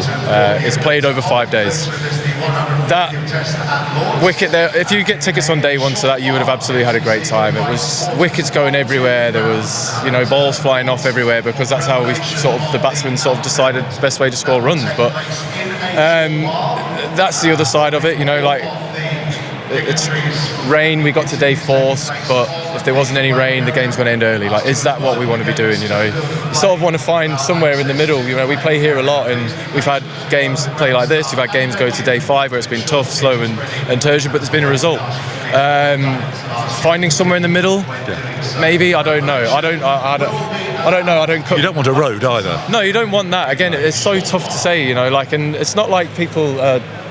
They're trying their hardest to produce good wickets and, to produce something that's going to be entertaining for everyone to come and watch and make it go long. But that's where I come from it. But that doesn't take anything away from the way that we had to operate this week. We've come here, we played a game and a style and a brand of cricket that allowed us to be successful in these conditions. We might turn up next week and it'd be completely different, and then we have to do something there. But again, for someone who loves Test cricket, my one thing about that is to just say, is that something that will benefit Test cricket going forward? I don't think so, but no one's doing it on purpose. It's a very tough job to be a groundsman, I will give them that, but it shouldn't take away from the fact that we've won a Test match. And well, it doesn't. No, same for both sides, Ben. Yeah. Last word, Ollie Robinson. He came here with a lot to prove, and well, what a dream for him. Yeah, unbelievable. A long time out of the game, and fully, he's deserved his recall. I thought it was interesting because you sort of look at, although Ollie and Gus has been around for a lot, we do have quite a lot of inexperience in terms of Test match exposure. So it was almost like I had 2 leaders this week in Ollie Robb and Gus Atkinson, but Gus is still at the start of his career. Ollie Robb's been out for 2 years and coming back, so it was bizarre. But Ollie's great. That would have been a tough week for him, emotion, everything like that, and he was emotional there when he collected his Man of the Match award. But what we've seen on day 1 with the ball is exactly what we know Ollie can do. And for him, it's great to hear him know that it's just a start. He's got a lot more hard work to do, and obviously I think for English cricket, the more games that he plays for us, the better, because he's a fantastic bowler. Nice one, Ben. Nice to see you. Thank you. Thank you, Danny. We'll see you at the Oval. Cheers, Ben. Right, there we go. Lots there. Interesting his comments about the pitch. Very chatty, weren't they? Yes, very chatty. nice after the yes, well, definitely. Yeah. It just shows what a win can do, doesn't it? But interesting comments about the pitch. I thought, he does love Test cricket, and he wants Test cricket to thrive. He just sort of said, that's probably not the way that it's going to happen. Well, it's certainly not an argument for 5-day Test match cricket when you've got a pitch that obviously has ended in 166 overs. So, we haven't had 1 over from spin. No. There wasn't an over from spin at the MCG either. No. And the Boxing Day Test, there was only a few overs of spin in Perth. So inside the last 6 England Test matches, we've had 50% of the Test that has involved no spin. That's not good for the game. It's not good for the product. And he was right in saying England found a way, and that's what this team has got to get better at. On a given week, you're going to have to change your style. You're going to have to change your approach. This week was an approach which needed to be a bit more aggressive because the pitch determined that. I actually thought on day 1 they played too conventionally. I thought earlier that they could have gone a bit more baseball-like, but they were never going to do that at the first time. They'll be shouting, we can't win, we can't, we can't please everybody. For this team to be a real high-quality side, that's what they're going to have to assess and do. And, the Oval in a week and a half time might be a week where you just have to bat a long period of time, and that's, what they've got to get better at understanding as a group is to read the situation. This week they read it nicely. Yeah, they did and it's the same for both sides after all. Right, we're going to start wandering back. Andy Zaltzman, what stats have you got? I've been putting around the one about the second shortest Test match ever here at Lord's. Thanks for that one. That was one of yours. What else have you dug out of this rather strange game? Well, yeah, so not only the second shortest at Lord's, the 8th shortest ever in England, the 25th shortest anywhere in the world, and England have been involved in 3 of that top 25 within their last 6 tests, the Perth and Melbourne test in the Ashes. I think we're both top 10 in this also one of the shortest ever played. To put that in context, there were no Test matches below 1,000 balls. This was 996. There were no tests below 1,000 balls anywhere in the world between 1946 and 1995. So that shows you a lot about the trends in modern Test cricket. But this was very different to those games in Australia where we saw a lot of wickets falling to attacking shots. In this test, 26 wickets fell to defensive shots or no shots, and that's the most in the CricViz database. This data goes back over 20 years. So any test anywhere in the world over 800 matches, there's never been more wickets fall to batters trying to defend. So this wasn't, one of the games we saw with the sort of wickets falling and sort of flaying bats and high-risk shots, and that tells you a lot about how difficult this pitch was. This was players getting out, trying to defend. New Zealand faced just 70.2 overs. That's the fewest balls they've ever faced in a test in which they've been bowled out in both innings, and it's the 4th fewest balls England have taken to bowl their opponents out since 1904. So very much a bowler's game, a wicket every 25 balls, the 7th lowest such figure ever in a Test match anywhere, and the 3rd lowest in a Test in England. Those bowls and LBWs, the final count was 24, which is the most ever in a Test in England. And again, that says a lot about the pitch, that the uncertain footwork when the players couldn't trust either the lateral bounce or the vertical bounce. 13 bowled, 11 LBW. New Zealand, the first team in England to have 14 players dismissed bowled an LBW in a single test in England since 1952. So it's been a brutally tough game for the batting teams. No spin, as you mentioned. The first time there's been no spin in a test in England since 1988, and only the third time ever. But there were 4 5-wicket hauls from different bowlers, and it's only the third test in England that has had a 5-wicket haul from a different bowler in each of the 4 innings of the test. So definitely a test match for the bowlers rather than the batters.